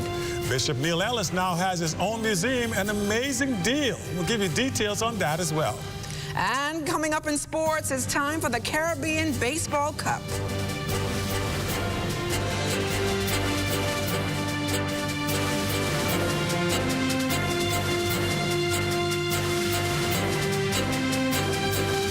The Bahamas Tonight Access Now starts now. Good evening, I'm Marcellus Hall. And I'm LaDawn Davis. Welcome to the Bahamas Tonight Access Now. Boy, LaDawn, we've only just started, but already we're at Thursday. It's almost weekend. And I've noticed time always flies when we're having fun, right? Or something like that, Marcellus. That's pretty much what they say. Not sure that's how it goes, but let's get right to the news. A group of young businessmen are answering the call to find more worthwhile activities that visitors and residents alike can enjoy. They created a new tour company, and as our Corval Pyfrom says, they give you view unlike any other. Its principals say simply its name, Clearboat Adventures, explains what it is they're offering. It's a boat with where the bottom isn't just clear, but the entire boat has a transparent view. Clearboat Adventures is now the island's newest water tour operators. Lincoln Deal and Melvin Adderley are two of its owners. These two, along with other investors, are expanding after successfully creating Jet Car Bahamas. In case you don't know what that is, but you've probably seen it, yes, those cars, luxury cars, turned into what else? Watercraft. Well, Clearboat Adventures doesn't have the same high-thrill adrenaline rush effect, but guests will be able to take a brief excursion to some breathtaking marine spots where they can look below right through their boat. It's a really unique experience, a very short tour, but it gives everyone a panoramic view of what's happening in the beautiful waters of the Bahamas. Clearboat Bahamas is going to be a game changer because it's the first that we do have here in the Bahamas. It's not anything that you will see. It's not anything that can be replicated. Right now, it's just one vessel, but they plan to expand to several islands. At a ribbon-cutting ceremony Thursday, well-wishers like Deputy Prime Minister and Tourism Minister Chester Cooper marveled at the concept. It's environmentally sustainable. It's a very attractive, innovative product. Really, that's going to be very pleasing to the eyes, aesthetically. And, of course, it's the type of product that cruise ships and hotel and other stakeholders want. What this group is also proud of is that they employ nearly 20 young people and provide training. So we take customer service and training very seriously. In fact, for 2 months straight, we just focus on training. Today feels like a success. It feels like a success after months of planning and a lot of time and effort being placed into this organization. You know, it's finally starting to bear fruit. For the Bahamas Tonight, I'm Corvell Pfeiffer. All right, thanks, Carville. Well, a big day for straw vendors in the country, as nearly 30 of them were recognized for their years of unwavering service to the tourism industry. The special ceremony taking place on the outskirts of downtown Straw Market earlier today. Let's take a look. For most of their lives, these precious pearls, trailblazers, and even rising stars have committed themselves to promoting the best the Bahamas has to offer as tourism ambassadors in the downtown Straw Market. And despite today's rain, Governor General Her Excellency James Cynthia Pratt, government officials, family, and relatives turned out to celebrate the occasion with the honorees.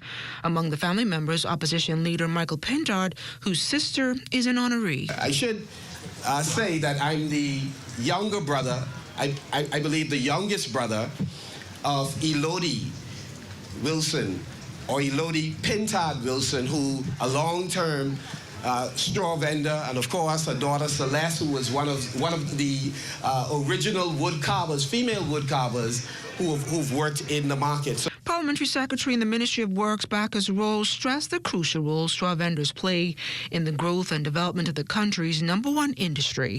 We're pleased to recognize and honor the contributions of each and every one of you, our honorees, who have shaped and sustained this tradition over the many years. I am truly reminded of the power of tradition, community, and resilience every time I step into this market. Today gives us an opportunity to reflect on the impact that our vendors, both old and young, have had not only on this economy here in the Bahamas, but also on preserving our national identity. Mr. Roll offered up these words of appreciation and encouragement to the honorees and gave special recognition to the 4 Bahamian men who made the straw market their career of choice. To our trailblazers, those who have 20 years plus service, your commitment has led this community forward. The excellent standards that you have set has shown us all that it is possible, or what is possible when one combines passion and perseverance. To our rising stars, the younger generation of straw vendors, you represent the bright and promising future of our Bahamian culture and tradition. Their energies, fresh new ideas will ensure that this market remains not only relevant, but a continued source of pride to all Bahamians. Plans are in the works to construct 4 Junkanoo dolls to be placed on Bay Street and to rename the aisles of the straw market after the islands of the Bahamas. Political heavyweights, business leaders, academics, and religious leaders among those on hand this evening for a special ribbon-cutting ceremony and blessing to mark the official opening of the Neil C. Ellis Library and Museum at the Mount Tabor Church in Pinewood Gardens. The museum is filled with photos and exhibits of Bishop Ellis's life as a young boy on the island of Bimini to becoming a world-renowned clergyman. Prime Minister the Honorable Philip Davis among those paying tribute to Bishop Ellis last evening. So when children walk through this museum and they ask, who is Neil Ellis? And they see your beginning, see what your circumstances are, they then know they too could shake off the shackles of their circumstances. Until the lion learns to write, every story will glorify the hunter. I want to thank this lion for beginning to write the story of his life.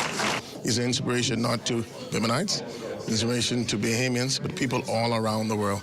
He's impacted so many persons from so many areas of Bahamian life. And so this is something that we must do, continue to find ways to honor our iconic figures. Now, the man of honor, Bishop Neil Ellis, was humbled by the support and hopes this motivates other leaders to begin journaling their own stories. The whole idea for this is not for accolades, it's really for inspiration. I think it's the time now for us to really begin writing our stories and leaving something behind. So I want to encourage all of our people, particularly national office holders or those who have held national office, to do something and leave something behind so you can tell your own story. And right about here, we're going to take a quick break, and we'll come back with our guest live in studio, Ingrid Bodie, who's going to show us some authentically Bahamian straw work. Don't blink. Stay close.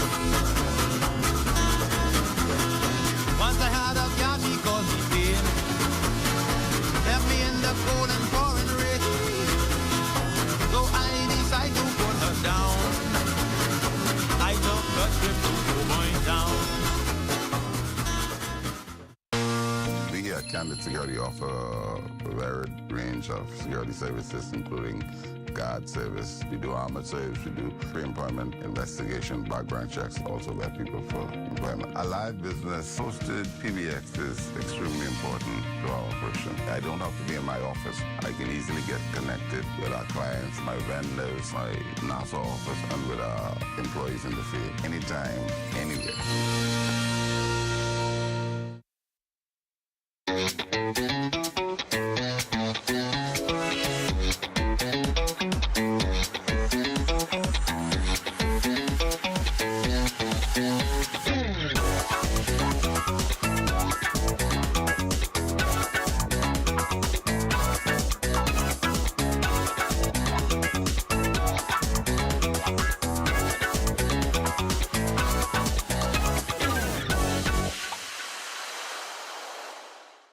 Hi, I'm Brent Burrows, Vice President of Retail and Sales at CBS Bahamas and the CBS Pro Store. Not only do we guarantee the best prices on all your favorite building materials, but we're proud to offer the best delivery program in all of Nassau. Whether you buy one box of screws or a truckload of plywood, island-wide delivery is just $5. And for our Family Island customers, we're proud to offer complimentary drop-off to the mailboat of your choice. Visit us today at the CBS Pro Store on Robinson Road and check out our website to set up your next delivery. Are you ready? Keep the vibe alive. Music group, along with Alpha Sounds, present the best of the best. Rake and Scrape Explosion Reloaded. This is the biggest one-day all-Bahamian concert of the year.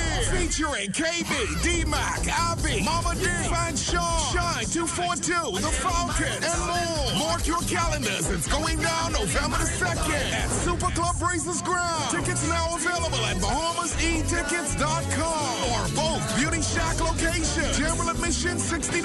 VIP, Skybox, and Skypods also available. For more info, call 394-0819 or email keepthevibealive242@gmail.com. Experience the magic once again with more legends for one night only. Come party with us November 2nd at Best of the Best. Rake and Scrape Explosion Reloaded.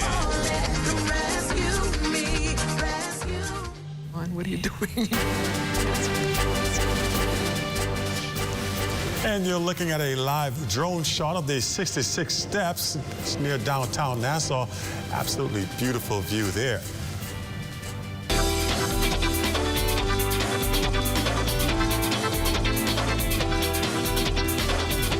Referred to as the sleeping giant. It also has the distinction of being the largest island in this country. It is the island of Andros and is in dire need of a new bridge and improved infrastructure. Area Member of Parliament, the Honorable Leon Lundy, telling the House during his contribution to the proposed amendments to the Bridge Authority Act recently that North, Central, and South Andros and Mangrove Key are connected by waterways, and a new bridge would make it more accessible to get to residents in distress during a crisis. As Rhonda. Size, these islands have struggled with accessibility between the three areas, hampering economic development, tourism growth, and most importantly, disaster response. Currently, the residents of South Andros and Mangrove Key, as well as Mangrove Key and Central Andros, are separated by natural water barriers I want to thank the member for Central and South Eleuthera for the work that has already started on the Fresh Creek and Stafford Creek bridges. All right, there you have it. And so now we have LaDawn Davis standing by with our guest in studio. LaDawn? Marcellus, I'm so excited. I have joining with me veteran straw vendor Ingrid Bodie. Ingrid, welcome to the Bahamas Tonight, Access Now. Thank you for having me, LaDawn. I'm glad to be here with you tonight. So Ingrid, talk us a little bit about, before we get into the demonstration here this evening, talk us a little bit about your career in strawcraft and the tourism industry. Well, my career started just under 2 years ago. I started doing this work from I was 8 years old, and if I knew then what I know now, I would have done it earlier. And has the industry been a bit lucrative for you and your family? It has. When I started just after COVID. And so it was a little bit slow at the time. It was easy to give up, but giving up for me is not an option. Now, I know you're not in the downtown market, you're in the Paradise Island straw market, and I know it just recently opened earlier this year. Talk to us a little bit about how things been for you over there at that new location. Yes, since they have moved us out of the first building and they have put us in the building in the back, things has been very, very good. There's more people that's now passing through.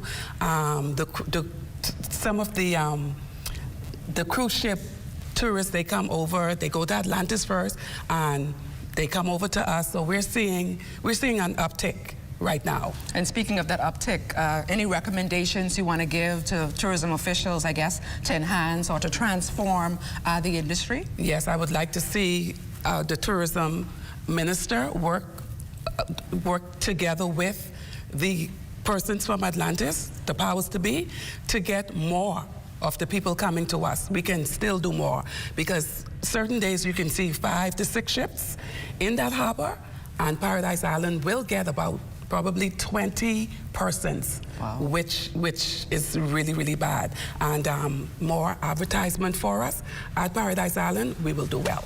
I know I've been teasing Marcellus and Makushla all evening. I see you have a lot of goodies on the table. Yes. Tell us about it, and I guess you're going to give us a little demonstration on how you make them. Yes. So these are some of my bags. This is what we call the big totes.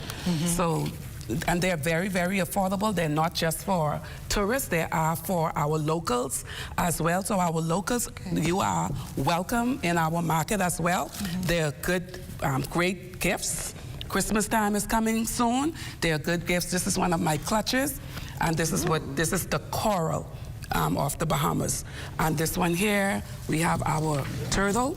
Ooh, I love the blue, yes. Our palm tree. So they're all native to the Bahamas. Our palm tree and the flamingo, all native to the Bahamas. So how long does it take for you to make these items? Not long at all. Really? I am very good at what I do. Okay. Yes, I'm very good at what I do. And so something like this will probably take me in half an hour. Something like this will probably take me an hour. Something like this will probably take me 2 hours. Oh, wow. So yeah, I'm very good at what I do. So what have tourists been saying to you? I know that they matter. So what have they been saying to you about your creativity? Listen, when they come and when they come to my shop, they will just stare because I have the bags up on the top, so they will just stare and look. And it means so much to them, and it means so much to them. I wish that the Bahamians can see what these products mean to people who are coming in to visit us. And so, and people like those, I have repeat customers all the time. Just Sunday, I had to go downtown to meet with somebody who was here in June. She came back to get some more bags. So hopefully Bahamians can appreciate this work more. And I see this morning, some of your fellow straw vendors, they got recognized this morning for their stellar contributions to the industry. Yes. I know you're willing to actually get to that point as well. I am. I'm only 2 years in the market. Yes, yes. And so one of these days, I'm sure that I will get to that point. Ingrid Bodie, thank you so much for joining us here on the Bahamas Tonight Access Now, and all the best to you. Thank you for having me, LaDawn. Thank you so much. We're going to go to the break, but when we come back, Marcellus Hall has a look at what's coming up in sports. Marcellus. Sports for tonight. Caribbean Baseball Cup returns to New Providence. Details on how it's all shaping up just ahead in sports. Here at Solomon's, we don't just believe in great brands. We believe in creating unforgettable memories and celebrating everyday living with you and your family. Every Every aisle is filled with all you need. A great value with variety and a selection of all your favorite groceries and products. Saving you time and keeping you on a budget. Great food changes everything. Shop at your local Solomon's for food, for family, for you. Hardware is the helpful place. Everything you need under one roof, from electrical, paint, plumbing, outdoor, barbecue, automotive, lawn and garden, pet supply, houseware, and seasons. Hurricane season is now here, so for all your hurricane needs, we have a 25% off bargain zone. Hey, thanks. I would have given more stuff, but I didn't bring my money. I thought this was a club, and I thought everything was free. Finally know what it is now. Ace. We're located on St. Albans Drive, West Bay Street, open Monday to Saturdays from 7 a.m. to 7 p.m. and closed for lunch 2 p.m. to 3 p.m. The most important thing in life is family. And whenever you need reliable advice, you look to the people you know you can trust. At J.S. Johnson Insurance Agents and Brokers, we earn our clients' trust every day. Whether it's home, motor, travel, or commercial insurance, we've got you covered. Call 397-2100 or visit jsjohnson.com. JS Johnson Insurance. Peace of mind.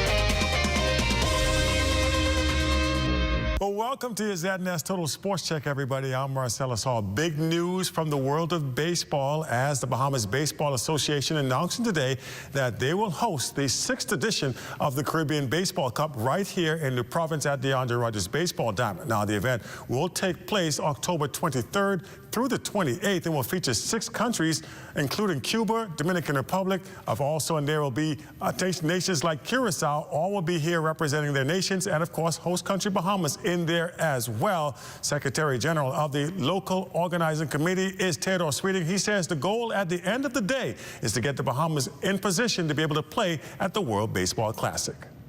The goal of our country is to have a strong showing and a strong finish in this cup, because the next classic preliminary rounds begin in 2025, and we want our ball players to represent the 242. So that is the goal now. That is the focus of what we're trying to achieve here, and the reason why we're getting ready to host the 6th Caribbean Cup. Now, a lot more in regards to that event coming up for you a little bit later on. Shifting now to other local sporting news, our very own Jay Philippe will be honored this weekend as part of the 40 under 40 celebrations. Jay taking a moment to reflect on that selection. Well, I thank the committee for selecting me. Whenever I decide to take part in sports, it's never for money, it's never for popularity. I do it simply because I love and I'm passionate about sports, mentoring young people through athletics. Persons did it for me when I was young. And so it's not easy being a coach and also being a sportscaster at the same time. But I thank my executive staff here at ZNS for allowing me to do both at the same time, where it doesn't interfere with any. Government League Basketball Championships getting started last night at the D.W. Davis Gym. Police Crime Stoppers taking a 1-0 lead in that best-of-7 series. They get the 81-77 win over the Nassau Flight Service Ballers. Game 2 of that series will be on Friday night. That's going to be at 8 o'clock over at the Donald Davis Gym. And that's it. Your check on sports for you here on this Thursday. Our Thursday weather forecast is just ahead. Stay with us.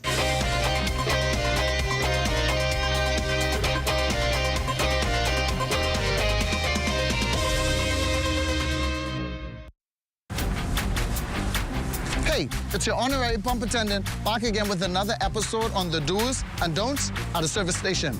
Let's go. What you ain't gonna do is just pull up to any dispenser and put the nozzle inside your car without reading the signs. Because if you put the wrong fuel inside your car and the car mess up, you could be mad at us, all right? And then you have to walk or catch bus for about 3 to 18 months. What you're supposed to do is read the signs. We place signs all over the dispenser to tell you which fuel is which. Because you put the wrong one in the car, say bop, and you could be mad at us. You could be, oh, what happened to my car? No, it's you who ain't read. It say diesel, diesel, one word, diesel. You got up, and you mad at us. Read, that's all you have to do. You've got termites and need to get rid of them fast? Trust Rent-A-Kill Initial. With over 60 years experience in the Bahamas, the global brand, training, and expertise can't be beat. Only Rent-A-Kill Initial gives you a 3-year warranty and payment plan options on termite fumigation. No one can match the range of treatments we offer, such as fumigation, pre-construction treatments, termite monitoring, and more. No matter where you are in the Bahamas, we will come to you. When it comes to complete termite eradication, there's only one name, Rent-A-Kill Initial.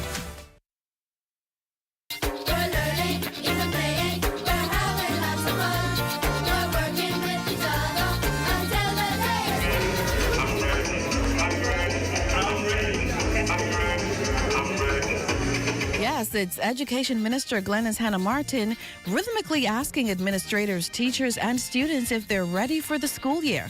Well, our team got some answers. This year we want to improve on parental involvement in our schools, so we have reviewed our school improvement plan, and we have a whole list of things that we have strategies in place that we're going to be working on for our parents' involvement as well as academic success for our students. We have an active anti-bullying campaign that started last year in the Northwestern District, and we are going to follow through with that. We have some new initiatives, some new ideas, and a new anti-bullying program that will be started here at LW Young. As you can see on the inside of the school, we have a huge mural that says that LW Young is a no-bullying school. Our expectation is that we take it from level to level. Our motto here is step by step, block by block. We've added a piece to it to let the students know we're not perfect, but we're working towards it, step by step, block by block. We're looking for a reduction in tardiness, we're looking for a reduction in attendance, and we're looking to see a continuing increase in the number of our students getting that A to C or A to D pass. We had projected about a 3 to 5% increase last year. We ended up with 10. And so let's just keep going up until we get it to where. And this is what it sounds like when teachers and students' expectations match. And for this school year, I expect to get all A's and be top of my classes. Ready, set, go for a successful year. I'm Adama Williams for Ed Talk.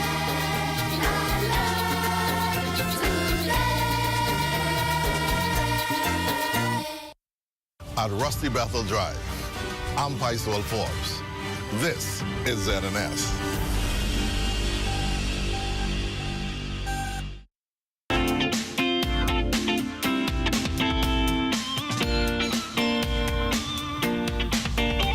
It's time now for our Access weather forecast, and our live weather radar showing some widely separated showers across the Bahamas associated with that mid to upper level trough. You can see some thunderstorms moving off the Florida coast towards western Grand Bahama. Should be closing in on Grand Bahama within the next hour or so. Also have some rain showers over Cat Island, some light to moderate precipitation, all of which are being advected towards the east, and over Crooked Island, some thunderstorm activity there as well. Outside of our studios, we have partly cloudy skies, temperature 81 degrees. The relative humidity 87%. The winds out to the southeast at 6 miles per hour. Your barometric pressure 1,010.6 millibars. That's 29.89 inches. And your temperatures around the islands, Marshall, Babico at 80 degrees, 82 in Green Tulip Key, also Freeport, Grand Bahama at 82, the Berry Islands 83, 82 in Alistown, Bimini, Harper Island 82 degrees, 79 in Roxanne, Eleuthera, Fresh Creek, Central Andros at 80 degrees, we get some more 80s in Kemp Space, South Andros, and Black Point, Exuma. Alistown, Cat Island, San Salvador, and Rum Key 78 degrees, Georgetown, Exuma 80, 76 in Ragged Island, Clarence, Long Island, and Crooked Island. Mount Betsy Bay, Maguana 83, 83 in Ackland, St. Matthew, Tyninaga with the Turks and Caicos Islands reporting 85 degrees.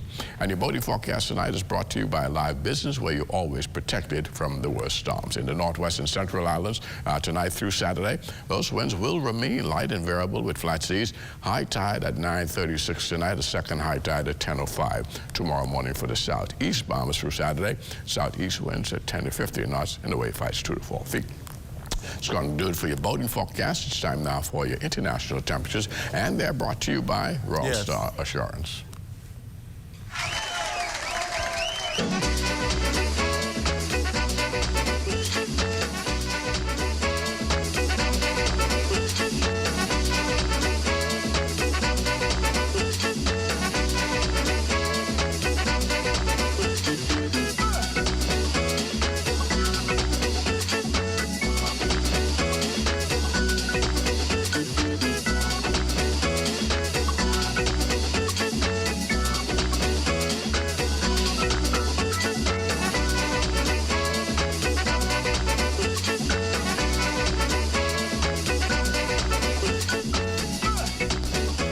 That's going to do it for your international temperatures brought to you by Royal Star Assurance. But we take you right to the tropics, and we are looking at this area here in the western Caribbean Sea. And the Hurricane Center is giving it a very good chance of development early next week. And depending on how that jet stream behaves, we could have an early turn towards the north, which will take it well to the west of the Bahamas. So it doesn't seem as though it will be a problem for us at all. And then over in the central Atlantic, we still have Gordon, still hanging there, and it's now just a remnant low-pressure system moving towards the north, but by Sunday or Monday of next week, we could see it regenerating, becoming a tropical storm again. But the good news is it will eventually turn towards the north and east, staying well away from the Bahamas.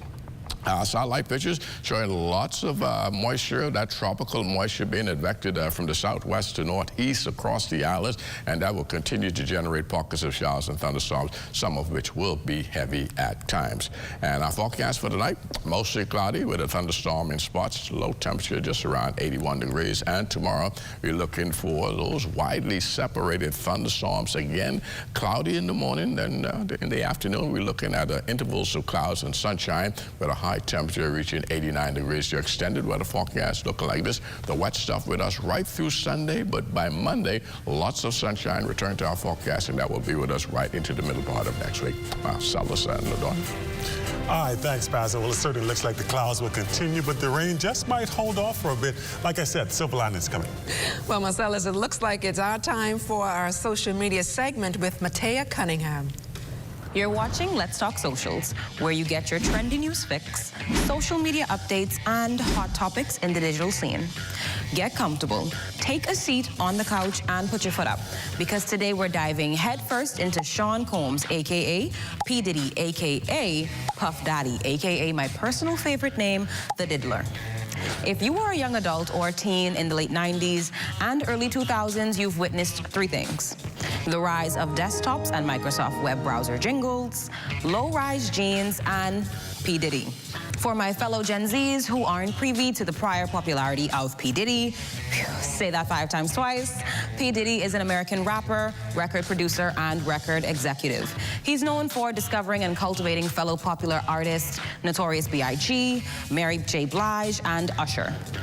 Okay, that's cool and all. So what's the big deal regarding the Diddler? Hey, relax, I got you. Well, in the past year, a number of allegations have surfaced, developed, and crashed over P. Diddy's name, similar to a social tsunami, if you will. We're talking allegations of sex trafficking, forced labor, kidnapping, arson, bribery, and obstruction of justice. Just yesterday, he faced courts for his arraignment, where he was denied bail in Manhattan's federal court. Social media has practically gone off the rails and blown up at the updates and news surrounding the Diddler. Users leaving comments under news tabloids and TikTok explainer videos like, he will fit in just fine in prison, he's gonna love it there, he might be a terrible person, but he has so many catchy songs, which is all that matters, and maybe he and R. Kelly can duet, #Diddy. So now that you have the social facts, what do you think? What should we make of all of this? Check out our polls on our Instagram stories at ZNS Digital to vote. Is P. Diddy deserving of the online scrutiny, or is the internet just being the internet and yet again hopping on the trend of hate? I'm Matea Cunningham, and this has been Let's Talk Socials. Diddly-diddly-dee. All right, that's a wrap for us. LaDawn, it's almost the weekend. Can you believe it? I can't believe it. And talking about the weekend, we talk about Julian Believe. He'll be joining us tomorrow night right here on Access Now, Entertainment Fridays. All right, good stuff. Can't hardly wait. All right, stay tuned for the rundown. Clint Watson's coming up next. Good night, everybody.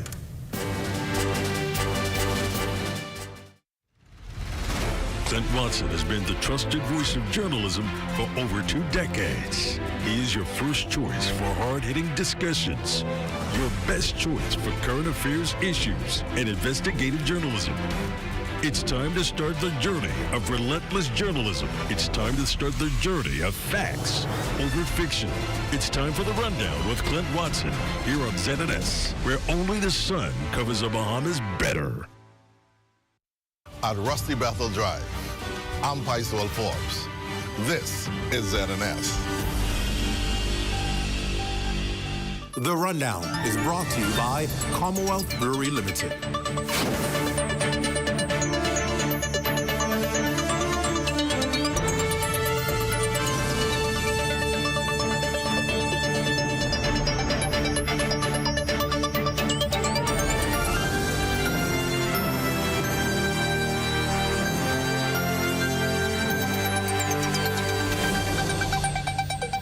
Good evening and welcome to the show. They are the premier institution responsible for law and order throughout the Commonwealth of the Bahamas. The Royal Bahamas Police Force has been an established institution who prides itself on decades-old legacy of keeping the Bahamas safe. In recent years seem to be challenged with the quality of officers and the ability to embrace integrity by some. It's led to a breakdown in community partnership and relationship with the public when matters of corruption, questions of excessive force, and unprofessional behavior crept in all too frequently. But in comes a decorated senior officer pulled from leave who says he is determined to restore the dignity, respect, and effectiveness of policing nationwide.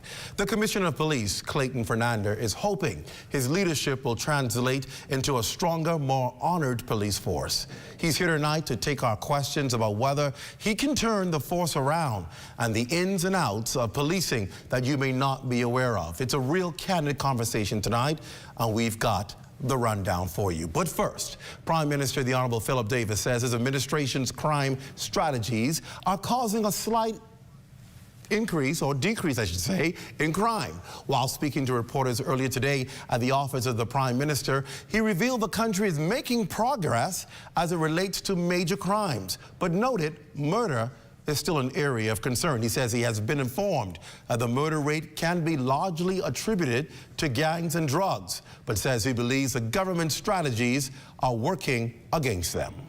Satisfied that those strategies are working, though it is not it's not having the gains that we expected immediately. They're working, and if you examine some of the criminal activities that's taking place, you'll see the decline in a number of those areas. We are still concerned that the headline in crime is the murder rate, and we continue to try to prevent as many of those as we can. We think we are making progress. I think our 5 pillars towards the fight towards crime is working. Just a question of ensuring that we have the resources, continuing resources, to ensure that it is effective. Please welcome Commissioner of Police Clayton Fernander. Police Commissioner Fernander, welcome to the Rundown. Great to have you. Thank you. It's a pleasure to be here, Clint, and I just wanted to commend you for the great job that you continue to do in broadcasting. Thank you. I like that. I like how you're massaging me. I'm still a little tough on you today. Welcome to the show. Let's start right into it, because there's so much we want to talk about when we talk about policing. And of course, I want to start right there. Prime Minister talked about it today, about strategies towards crime. And I guess I want to start with an all-out question. Is the country safe? Absolutely, Clint. The country is safe, and what we are seeing is the fear of crime. It is very high within the communities. And what is fueling that? You're talking about the gang turf war, and you're talking about criminals who continue to offend. And what we are doing is that we continue to go after the criminals. We continue to be out there. The fear of crime, they are too bold. They are bold with their approach. You see shootings in broad daylight. Yeah, on the light, they're pretty much on broad daylight, and they're coming too bold, and it's happening too regular. But we are on our game, and we are continuing to partner with members of the public to curb this situation. Our saturation patrol, they are working. They are coming from different divisions. Every division have a team that is out there at one given time. And we looked at the data, the time that these crimes continue to happen. And you see that every division, if you go in Baintown, you see a number of vehicles moving about. You go in Camp Road, you see the same operation. And you know, sometime on social media, you'll say, we see officers all over the place. Don't go that way, because officers are having road checks. So we continue to be visible out there, continue to connect with members of the public who continue to assist in this fight. You have a number of things, I guess I should say, a number of programs, a number of initiatives, a number of special strikes that you put out there to try and deal with the elements that contribute to crime. Firearms, also ammunition, all of those things. Are you seeing the success that you would like to see, particularly with these particular units, and are you seeing them lead to a reduction, or are we still seeing an increase, particularly in armed robberies? You're seeing, based on the armed robberies thus far for the year, armed robbery is down.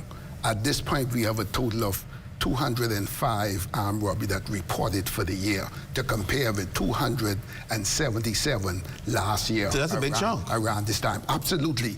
And you could see the recovery of firearms. We continued the firearms task force unit. It is working. We are partnering with ATF, our U.S. partners. Thus far for the year, we have almost doubled this period last year with the recovery of firearms. What's leading to that? What's causing that? Well, intel and officers out there on the streets, that aggressive stop and search. And we are finding persons, individuals with firearm in the car, moving from point A to B to commit crime. So that aggressive stop and search and presence out there is key to this fight. Where are these firearms coming from? I mean, it's a story we do all the time as journalists. So firearms, we don't manufacture them here, so that means they have to be imported. What is your latest intelligence telling you? Because we always say, okay, we're in a transshipment zone, but where are these guns coming from? Well, our intel is telling us that it's coming right next door to us, our U.S. partners. Right there, it's coming from there. I will tell you, one of the weapons that was recovered and traced back to the U.S., it was purchased like today and used in the commission of a crime, a murder, the very next day. Wow. So you could see how quickly, and that is troubling, that a weapon could be purchased in the U.S. today and used in the commission of a crime in Nassau the very following day. How did it get here? We can't say, but we believe, and based on our intel, we know that they are coming in through couriers. We know that they are coming in through the shipping companies, appliances are coming in vehicles, and sometimes you see it coming in parts. They will break it down, wrap it, put it in different boxes, even this cereal box, and well packaged and sealed. And we have recovered a number of firearms like that. How are you able to curtail that? For example, if we have it's big business now in our country, shipping. Everybody's shipping, people now shipping companies, and so now it's no longer just a central location or where a customs officer may be posted. So many shipping companies have it. But isn't there a checkpoint when goods that come to shipping companies are checked? Why are we not able to plug that loophole? It's such a vast area, and that is something that we are looking at this time. We have on board our task force unit, ATF. We are partnered with them, and from the border from the U.S. that transit here to New Providence, we are working together now to try to curtail that, and you could see that we have a lot of success.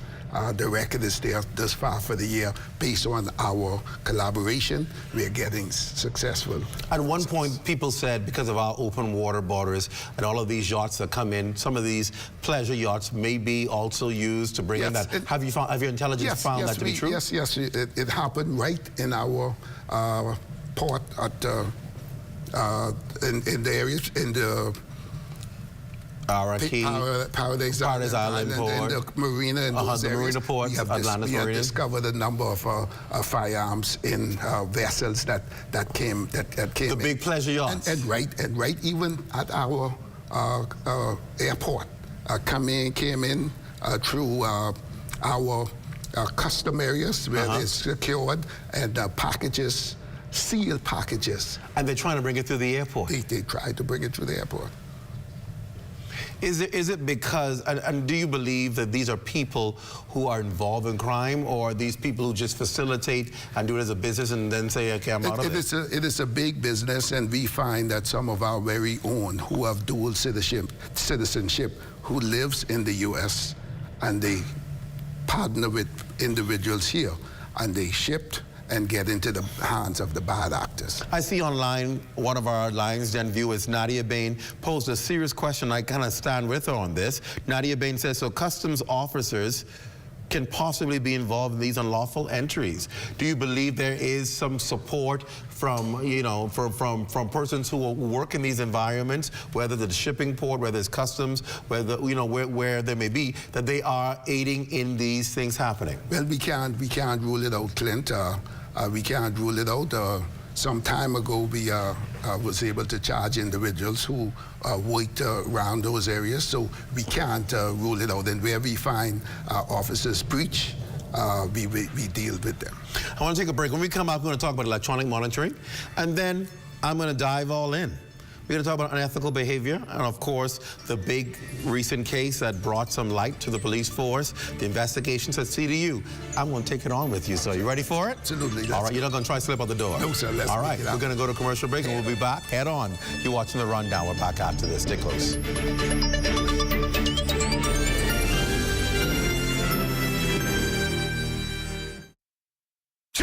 JMC TCI and Sunset Village Fish Fry present I'm a Boatman, featuring KB and Fred, D-Mac, Tino D, Nietzsche Ellis, Sweet Emily, Wilfred Sullivan, Funky D, DVS, Veronica Bishop, Papa Smurf, Sherrod Taylor, Lil Joe Cartwright, Mama D, Colin McDonough, Chad Cully, and the VIP. And from Turks Island, the Proficient Band, and host Super P. There'll also be performances by The Swinger and the Platinum Nights Junkanoo Group. Sunday, October 13th at Sunset Village Fish Fry, 8 Mile Rock. Sponsored by the Ministry of Grand Bahama and the Ministry of Tourism. Welcome to our SBDC Business Tips, where we share valuable insights with small business owners. From practical advice to actionable tips, we're here to support you on your journey to success. Network, network, network. Networking is a powerful tool for entrepreneurs. Building relationships with other business owners, industry professionals, and potential customers can open doors to new opportunities, collaborations, and valuable insights. Attend networking events, join industry associations, and use social media to expand your network. Networking is more than just exchanging business cards. It's about fostering meaningful relationships that can propel your personal and professional growth as an entrepreneur. We hope you find these business tips helpful. To help your business reach its full potential, visit sbdcbahamas.com or give us a call at 242-461-SBDC.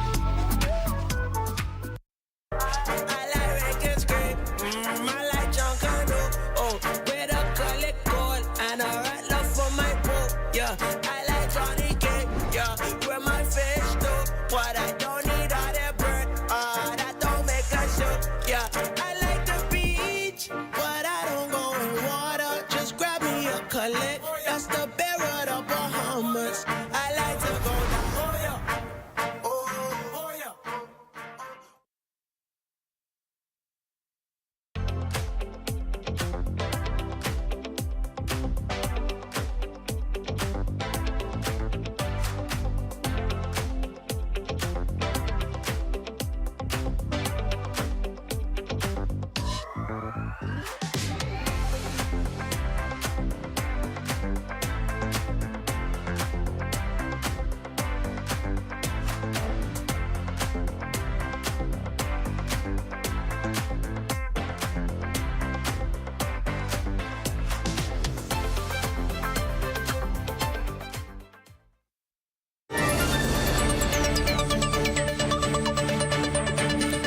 Welcome back to The Rundown. My guest tonight is the Commissioner of Police.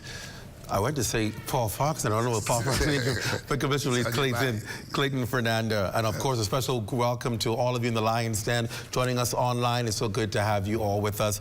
And of course, go ahead and send your questions, your comments to me, and I will get them out to the Commissioner tonight as we go through our conversation. Before the break, we were talking about the challenge you have with guns and illegal firearms, all of these weapons coming in through couriers, coming in, being shipped in. So partnering is obviously very important in order to be able to detect that. Are you seeing the kind of partnership? Yes, as I indicated, we have formed a task force unit, which include customs, which include ATF, our U.S. partners. We have immigration on board, and that unit is set up at headquarters. And so we are all partnering in this fight to ensure that we able to limit weapons coming into our country. Customs plays a big role in that. They just changed their systems. Yes, they upgraded their absolutely. systems. Is that helping? Yes, very much so. And we have a good working relationship, and that partnership is working, especially with our local partners and U.S. partners. Let's talk about electronic monitoring, because obviously that's been a challenge before. People on bail, people who are being electronically monitored, still committing crimes. Do you believe you've arrested this issue yet? Are we still having these same people who've been electronically monitored still commit a reoffend? Yes, we have since over the past 2 months now, the new company has since took over totally. They have control of all the various that are on the monitoring device. And it's working for us, although we had about 4 individuals who have cut off their monitor, but we were able to respond. We got tamper alert, and to be able to respond quickly, either we find the device cut off. What they are doing, they are so crafty, as they cut the monitor, they are moving in vehicle. So time we catch up with them, it's already cut off and just thrown to the side of the street. And that's the kind of trend that we are seeing. Thus far, for the year, we had 4 already cut off their monitor by using some cutting device. I was about to ask you, is it that easy to be cut? Yes, it's not as easy, but they spend some time, because you could see the tamper alert, and time we get to them, they know they can't stay in one particular area. So they are moving in the vehicle and they are cutting, and we know that it's cutting, so the time we catch up with them, they're already cut and thrown up. About how many people you would say are being monitored? We have a total of just over 500 and about 70 various that is being monitored. Being monitored. Yeah. I want to talk, before I move on to the police itself, obviously domestic violence. A lot of these criminal acts are coming out of domestic violence situations. We're seeing people who know each other involved in crimes. How are you addressing that? Well, Clint, that is something is dear to my heart, domestic violence, and we have a team. From I took office, I wanted a standalone domestic violence unit, and that violence unit, and that is well on the way. The building that we secured is under renovation. It's just about completed. Within another 2 months or so, just before the Christmas, we should be able to officially open that building. We have a number of officers who has been trained, not only locally but internationally, who has been trained. They have investigated just over 1,000 matters, cases thus far for the year.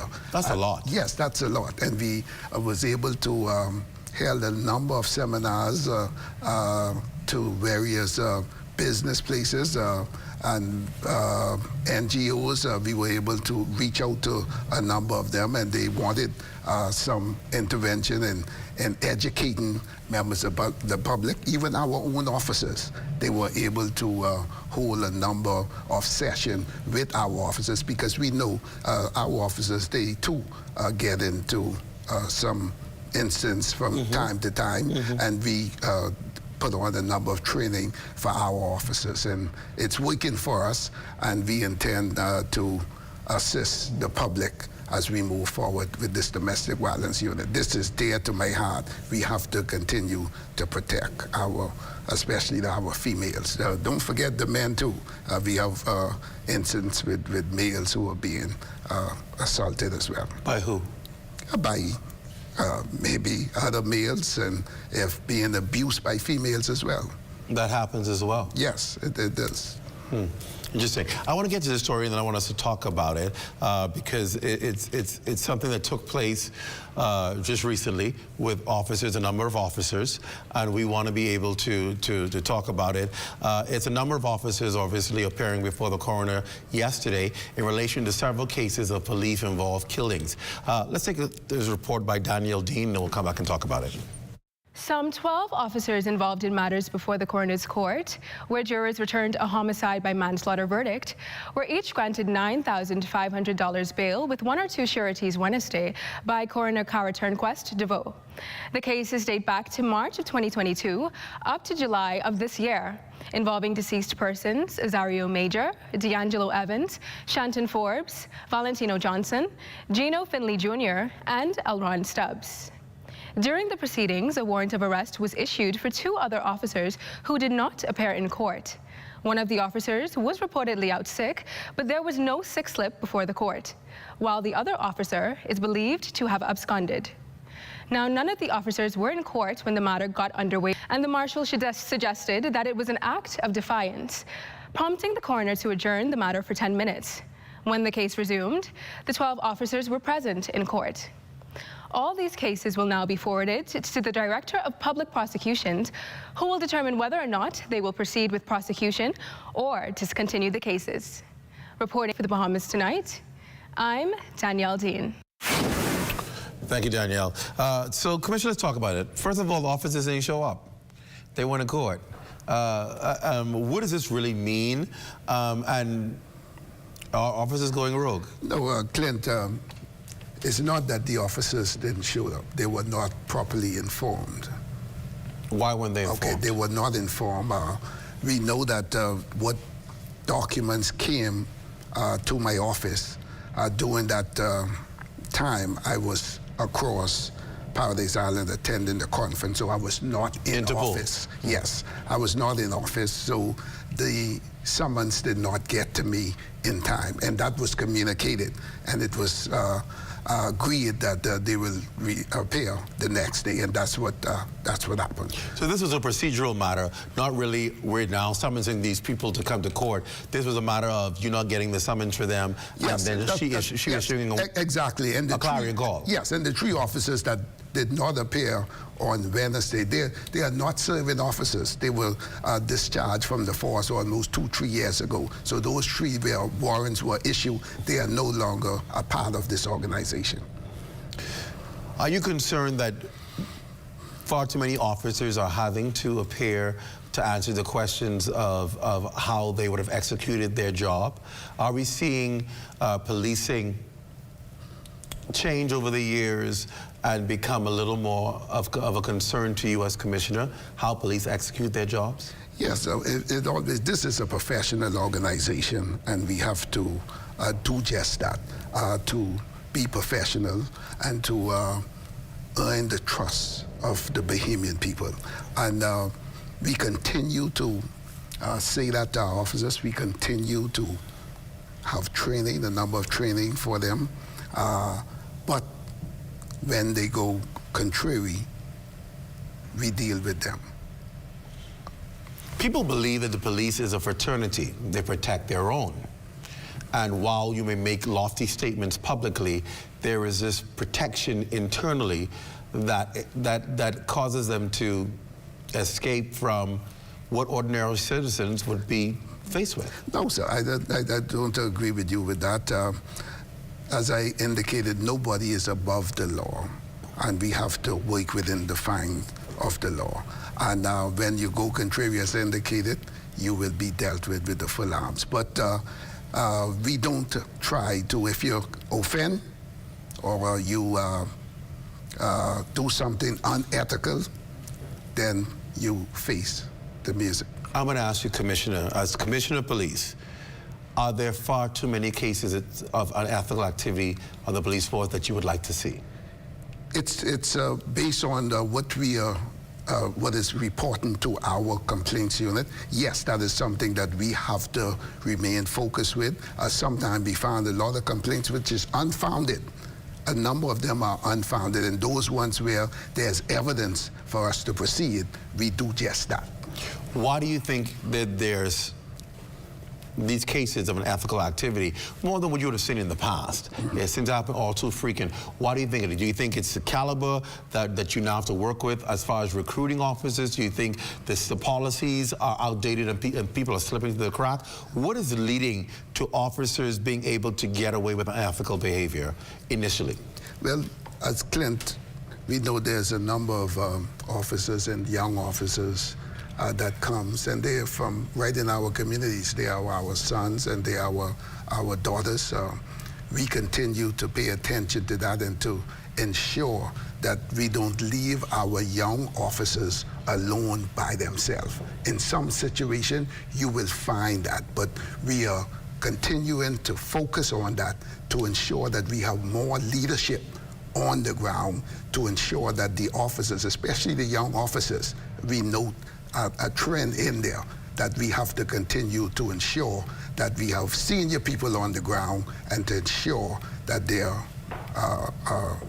go in the right direction. Another way to ensure that they conduct themselves accordingly is the body cams. Why aren't every officer wearing body cams so that you have evidence of how they conduct themselves? Well, that's what we are trying to do as we speak. We have some body cams, but not to outfit every officer. And what we are doing now, we have some body cams on order so that we would be able to outfit every single officer with a body cam, even me as the Commissioner of Police. Would you prefer to have every officer with a body cam? Absolutely. It will protect the citizen and the officer himself. Can an officer turn on or off a body cam? Yes, he can. And that have you found that they've done that in certain cases? Well, I haven't seen that. Sometime in the haste of moving into a scene, they may forget to turn on the body cam. Are there consequences for that? Yes, yeah, but sometimes because of what is going on at that particular time. Okay, trying to maybe save a life, but you don't see that on a regular. All right, let's go to a break. And when we come back, I want to get into talking about the unethical behavior, continue with that out of the recent case that came up. We'll talk about that. We'll be back after this. Stay close.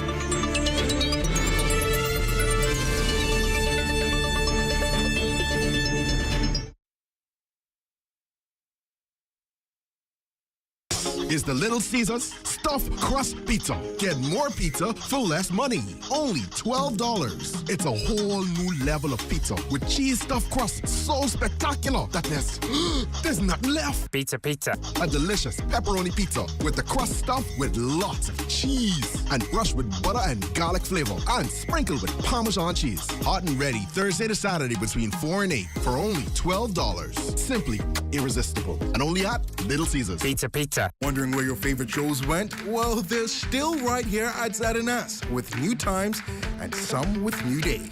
You can catch Chef Manny auditioning up on Mondays at 9:30 p.m. Sharp Treatment gets your youth in order at 9 p.m. on Tuesdays. The Legal Brief with Ramona Farquharson brings you the best legal advice on Tuesdays at 9:30 p.m. And Gavel Slam, Case Closed. Justice for Judge Carroll is back on air Thursdays at 9 p.m. And on Thursdays at 9:30, Bonte and Nika B brings you The Drop. So welcome to the new ZNS, where only the sun covers the Bahamas better. Hey, what's up, Mario? Hey, Dale, what's going on? Have you seen ZNS new digital platforms? No. Let me go check it out. Good day, Bahamas. I'm Devontae Hanna, and this is ZNS Digital, where we cater to your news and entertainment needs. Are you a foodie? I thought so. Then look out for Digital Bites. Shining a light on Bahamians and the good that they do, ZNS Digital is home to the sunshine one. Keeping up with the latest trends, our original content will keep you entertained. Yeah, that's cool. But have you seen the new website? No, I didn't see it. Let me go look.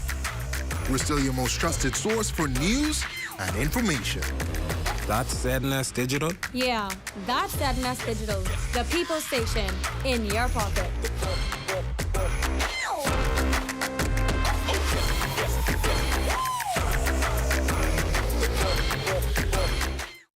I like records great. I like John Cano. Oh, where the color go?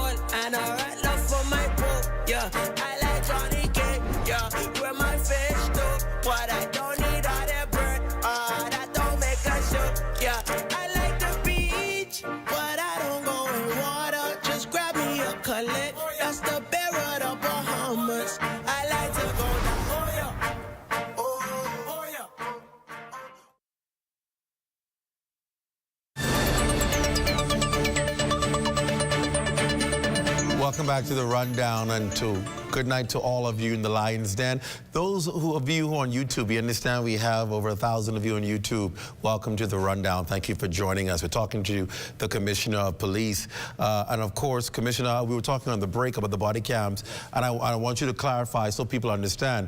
There are times when body cams are turned off, but they have to seek permission. Yes, there's a policy on body cam, and they have to follow that policy because it may be a time when they want to maybe use the restroom, right, and that they will turn it off for privacy. You know, the peep show going on. I get it. And all that. But when they are completed, they should be able to say that they're back on. They're back on. Yeah. I want to go into. I'm getting some questions here. What kind of training these officers go through when they first go in for training, because they're not disciplined at all. There needs to be a longer program for training. This is on Bertha Smith online.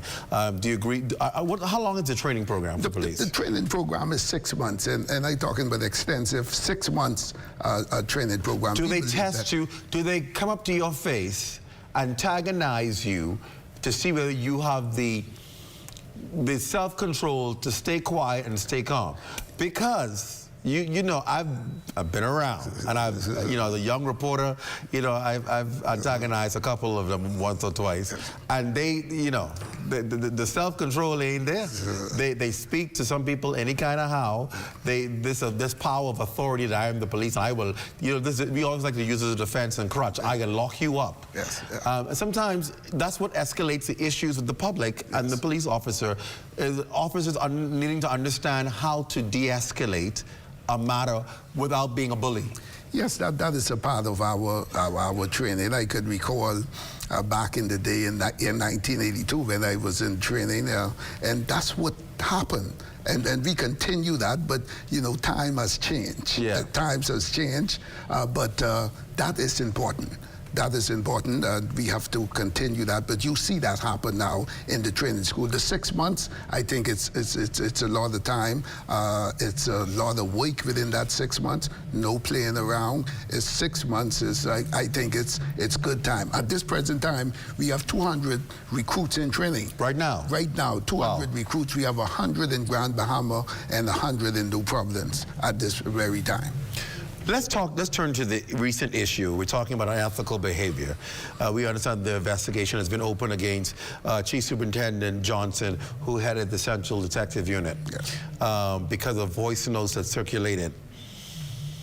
No doubt this created concern in the police force, particularly because here was an officer at a high rank responsible for dealing with crime. Yes. And of course, the voice notes allege that there may have been dialogue and involvement with people in that regard. The police force had said that, you know, we're not going to talk anymore. And people got concerned. Why make that statement? First of all, why did you make that statement? Well, Clint, I was an investigator now for the past 30-odd years investigation. I spend most of my time in the criminal investigation, not dealing with matters connected locally and internationally. And that is a part of our training, especially sensitive information like that. You don't want you want transparency in the matter. I know there's a lot of folks saying that the police can't investigate the police. But we have an area that just focus on investigating police officers. I'm talking with officers who are well trained. The public call for international assistance, for fair play, someone outside. We agreed with that, and I supported that. And what we are seeing now, the investigators are connected and has international partners on board, the UK and the FBI, which is on board. And we want to keep everything tight. And when the investigation is completed, the public will be fully updated. And where the chips have to fall, it will fall. We don't want to tamper with the investigation. We don't investigate in the media. They don't need to know every move that we have made. But the investigation is progressing very well. A number of witnesses have already been seen, and it's moving quickly. And you said it's moving very well. And what do you mean by it's moving very well? When I say very well, they're progressing and seeing witnesses and putting the pieces together. Investigation is like a puzzle. As you move, you put a piece here, you put a piece here, and at the end of the day, you have a perfect photo, and they are nearing to that. Do you believe you will be able to get the full story at the end of the day? Absolutely. Absolutely. How much longer will the public have to wait? But I won't put a timeline, but I'm certain shortly we will be able to. This year?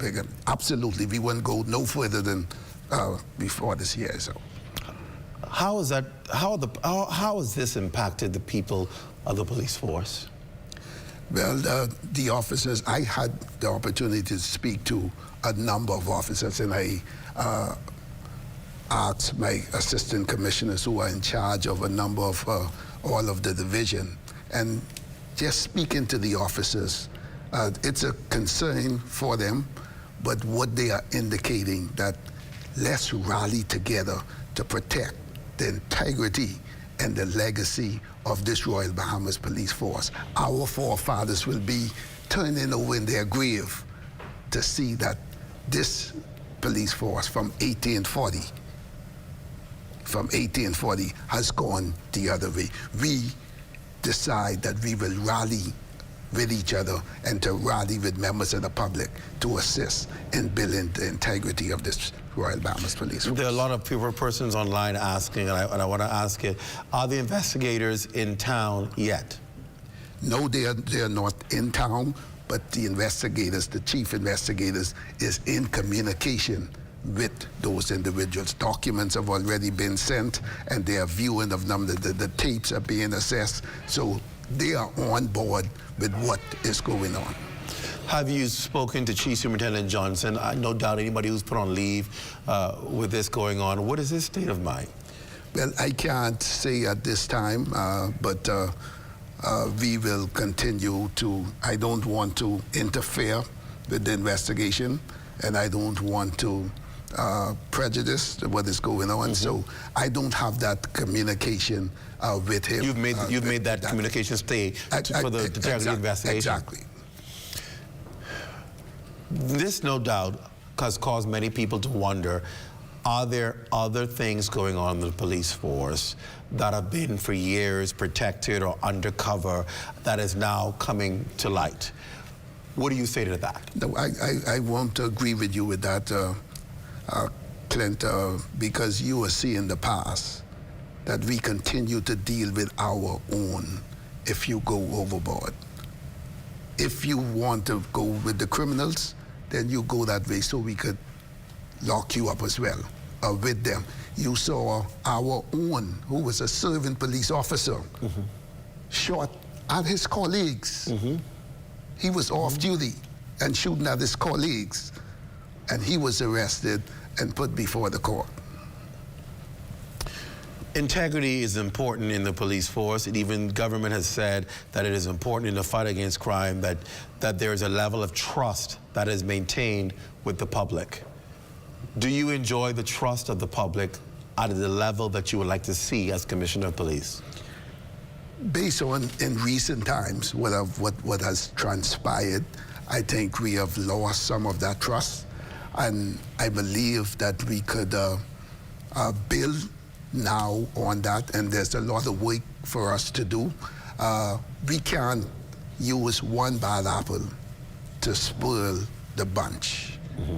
We can't let one apple spoil the bunch, because there are a lot of hard working officers who go beyond the call of duty to ensure that the Bahamian people are safe and visitors who comes to our shore. I'm talking about on a daily basis.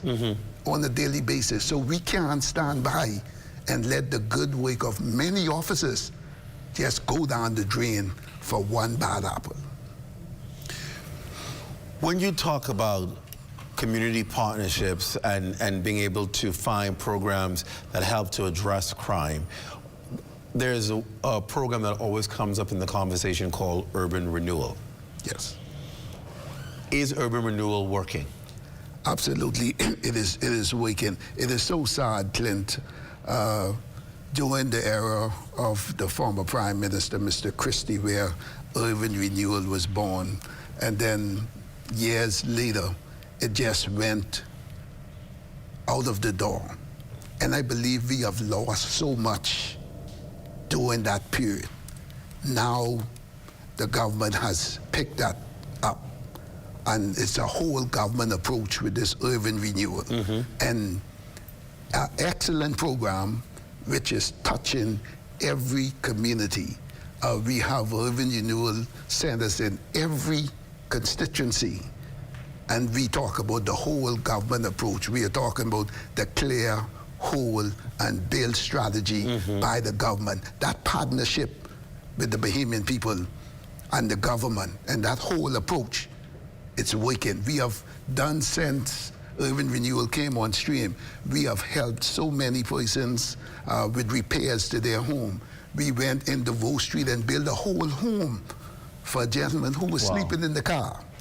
And built a whole home. And I'm talking about officers from the urban renewal who have talent from our reserve section, who was able to partner with the community, who donated materials and were able to build a whole home for the gentleman and his family. And we continue to do that and continue to pay attention to our young people within the community, which is important because we are losing our young people on both sides of the coins as victims and accused at the same time. Commissioner, how young have you seen perpetrators of crime?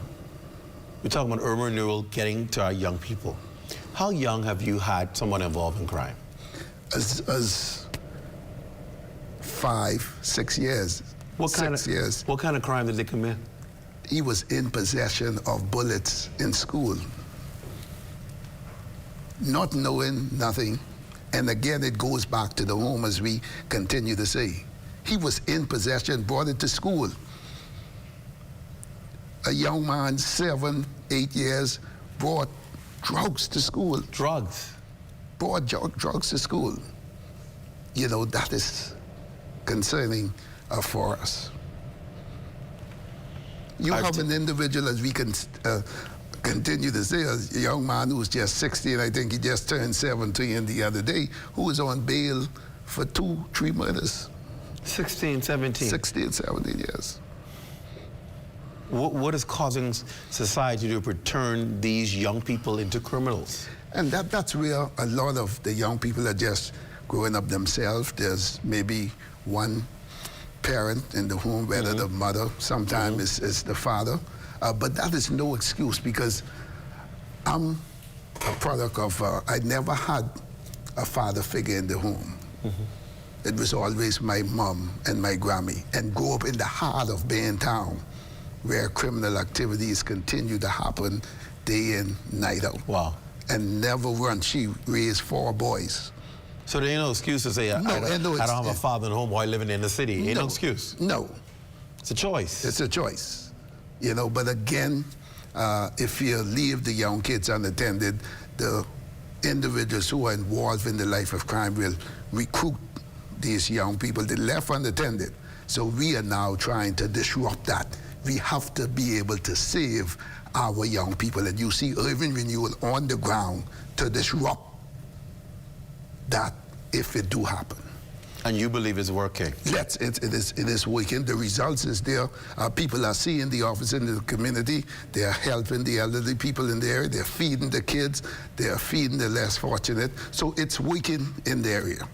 I want to give you this story and then talk about how your partnership internationally is helping to solve crime, even in our matters here, a serious matter of murder here. He was on the run for 7 years, but tonight he's in police custody, accused of killing a child and an adult male. Take a look at this story by Daniel Dean, and let's talk about it. Perry Pickering, tracked down and caught in Miami, Florida, was charged with a double homicide in September of 2017 that claimed the lives of an 8-year-old boy said to be completing homework at the time and an adult male in the greater Chippenham area. Young child whose life had only just begun, wasn't able to live his full life. The 2 male victims caught a stray bullet after Pickering opened fire on another suspect he was pursuing at the time. Chief Superintendent of Police, Chrislyn Skippings, recalls Pickering's escape shortly after being released on bail following a court appearance. He would have left New Providence. I think he ended up in Bimini before making himself to the United States. You can run, but you can't hide. And I think our parents used to always use a little cliche that says every rope has an end. His rope has an end. And he must face the consequences for the actions that he took. Skippings credits the U.S. Embassy and Homeland Security for their role in the capture. She says the reach of the Royal Bahamas Police Force extends far beyond the Bahamas. Our reach as an organization extends far beyond the Bahamas, far beyond the Caribbean, internationally. And so if you feel that you're going to not answer to the charges for the crime that you've committed, I want you to know that we will get you. It may take a while, but we will get you. For the Bahamas Tonight, I'm Danielle Dean. And you certainly got him. Absolutely. How was that able to happen? Well, Clint, as you're aware, last week we hosted the 26th International of Interpol Conference here at Paradise Island, the first ever happened here in the Bahamas. And we discussed in those meetings, and it's dealing with transnational crime. We are talking about human smuggling, we're talking about drugs, firearm smuggling, and the trends that we noted that is happening around the world, and the sharing of information, timely sharing of information. Fugitive, Interpol is high on that, and that's what it's all about. You see that played out, an example of that, what you played just now. That individual was on the run for the past 10 years. Yes. I was Oh, my goodness. I was a chief superintendent in charge of CID then, and I visited that scene in the Chippenham area. Oh, man. And just to see that little young boy who was doing his homework in the dining room, the living room area of his residence, a wooden house, and the bullet penetrated the house, and he was struck to the head. Tears came to my eyes on that scene to see the young boy lying there. And this is what partnership is all about, collaboration. And that information was sent out for a while. From the time we got intel that he had left the country, that information was sent out. It was always an eyeball on him, but the timing was right, and they was able to catch him. He was in custody for a while, but they had him for immigration purposes, and the information was passed through. You know, documents have to be traded, and eventually he came here to answer the charge for 2 counts of murder. That family must be happy to get some level of closure tonight. Absolutely. After seeing that. Absolutely, and that's what Interpol is all about in terms of identifying trends around the world and building that relationship to continue to work together to make sure and to ensure that the world is safe. Nobody is safe unless all of us are safe. You know, it's so important that we support the police. I always tell people, regardless of how negative you feel about them or how disappointed you are in them, the support of the public can only help to improve the work of the police force. Not supporting the police force doesn't help anyone at the end of the day. Yeah, Clint, you are so absolutely correct, and we continue to preach that on a daily basis. We have to ensure that our officers, the approach, you know, sometimes I see it happen before, and you know, we correct it right there and then, but we have to remain professional. Everybody won't like you, Clint, and everybody won't support you. But the majority, the Bahamian people, love their police force. And we want to continue to partner with their police force to make this country a safe place for all of us and visitors who continue to come to our shores. I want to take a break. When we come back, you're going to see it first here on The Rundown. We're going to show you a device. Wait, I'm going to tell you about this now. We're going to have on this desk a device that police have discovered on how they are breaking and stealing your car. and how they're able to drive off with their car. We're going to show you that device for the first time here in the Rundown after the break.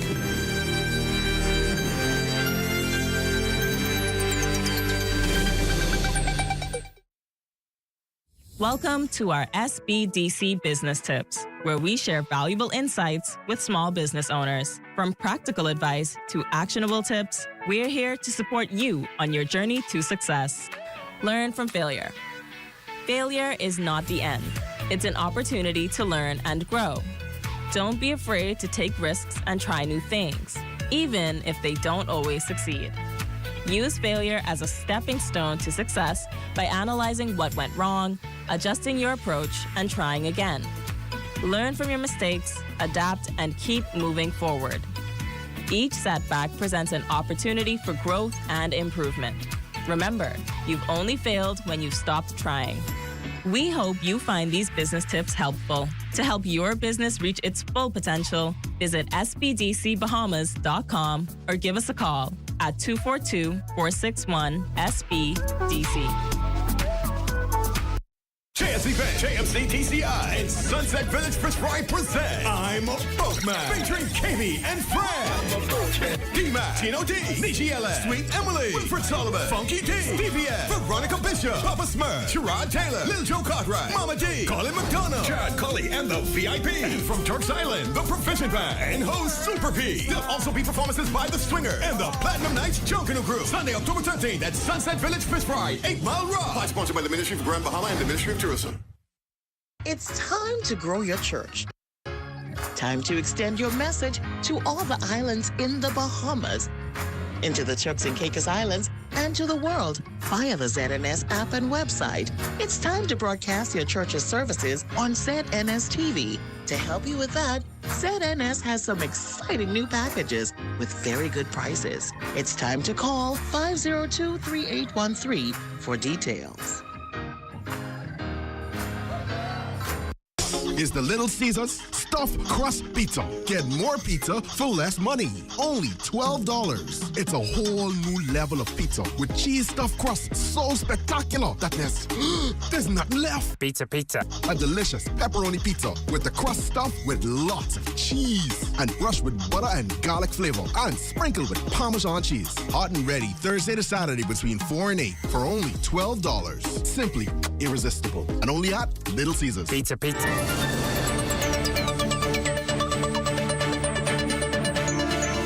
Welcome back to The Rundown. My guest is Commissioner of Police. In this segment, we want to talk about some of the new technology that people are using to steal your cars. If you're a victim of car theft, chances are they probably recently used this device to steal your car. Commissioner, explain to us how they're doing it now. Yes, Clint. In recent time, we have had a number of vehicles being stolen. The vehicles of choice is the Japanese vehicle, the Note, the March. The ones that being buying because they're affordable. Yeah, but we know that. And they are being stolen and used in the commission of crime. Especially the shootings.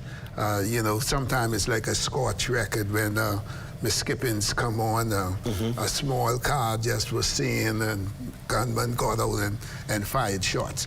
What we had noticed with the trend, the recovery of those vehicles is no longer where the ignition is dig out and hot wire. The hot wire. They ain't hot wire no more. No hot wire no more. They will smash the glass to get into the vehicle. This is a device, and you could purchase this online. Just an example. Go to service, and it will highlight all type of vehicles, the Ford, the Japanese, the Suzuki, and all you do, any keys, coded keys, you could pick up any keys, and you just press it here, and press the type of vehicle, and the system will direct you as to what to do. And eventually you just press the button to the vehicle and it starts. Just like that. And you just drive off. As easy as that. Wow. And I want to invite the media houses so that we could do a demo and they could highlight this. the culprits are getting very crafty these days. So I will suggest to vehicle owners to try your best to secure your vehicle by placing alarms into your vehicle. Make sure that the alarm, whoever connects it, that once they enter, the alarms goes off. It will shut down the entire vehicle, so they will be unable to get the vehicle started. You could use a club, steering wheel club, to make it difficult for them to remove the vehicle. But please, and there's a number of Japanese vehicles that are out there because it's affordable, as mentioned, but you have to try your best to secure your vehicle while at home or going out to a grocery store, because it's quick. Smash the side glass in, connect a key to it, in seconds, it's out of there. You come out with your grocery, no car? And no car. Wow. I'm just saying. We're winding up, Commissioner, but I know there's some good things that the police is doing. You have some major fundraisers coming up. Tell us about it so we can tell the public. Yes, sir. I would like to invite the members of the public to our annual stakeout, which will be at the Police College on the 5th of October.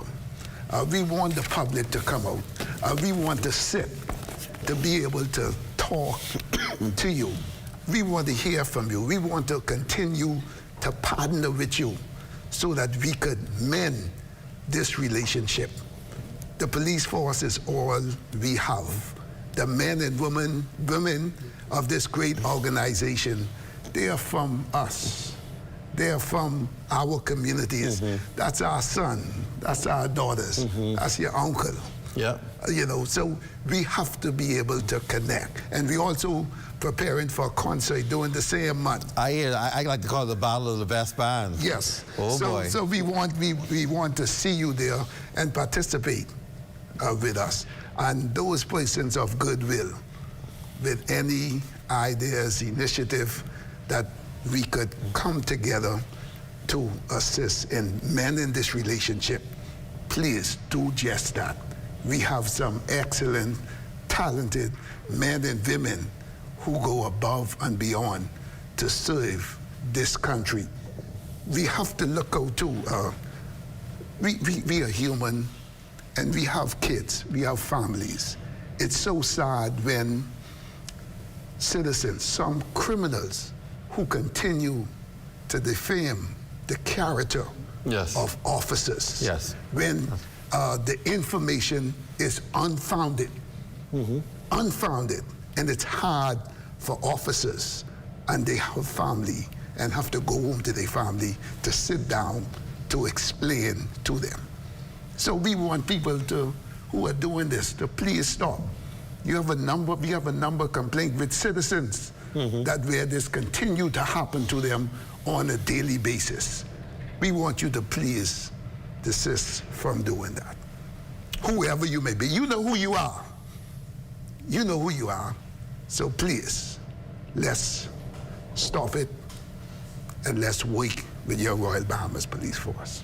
Commissioner, please, thank you for being here tonight. We salute you and your fine officers for the work you're doing. Your communications team, we got the best. Chris and Skippins, and expectedly the best. You got it in communications over there. And Clint, they're over there. They keep you on point over there. Absolutely, they're my right hand. And so the entire team of the Royal Bahamas Police Force. I just want to ensure and thank the men and women of this great noble organization for their continued support, not only to the Royal Bahamas Police Force, but by extension, the country. I do appreciate your service and your support to me as the leader at this time. Heavy is the head that wears the crown. Oh, I know that well. I know that well. Thank you, Commissioner of Police. I want to say thank you to my sponsors where we go. Jamaica Bahama Imports, Collect, Lord, the church man's talking about Collect. The I Am Boatman Concert with KB and Friends, CBS, Little Caesars Pizza, Ace Hardware, the Small Business Development Center, and Bamboo Shock Express. If you didn't hear your company name called, then you know what you got to do. Call us and we will call your name. That does it for the rundown for the week. We're back here on Monday. We have an exciting show for you, the Valley Boys. toys. Well, which one? We'll find out on Monday. I'm Clint Watson. Thanks so much for joining us. Saxon's always opening every door. Don't forget to join us, the Bahamas 9/11 with Royston Jones. He's opening every door. Saxon's in the house. Good night, everyone.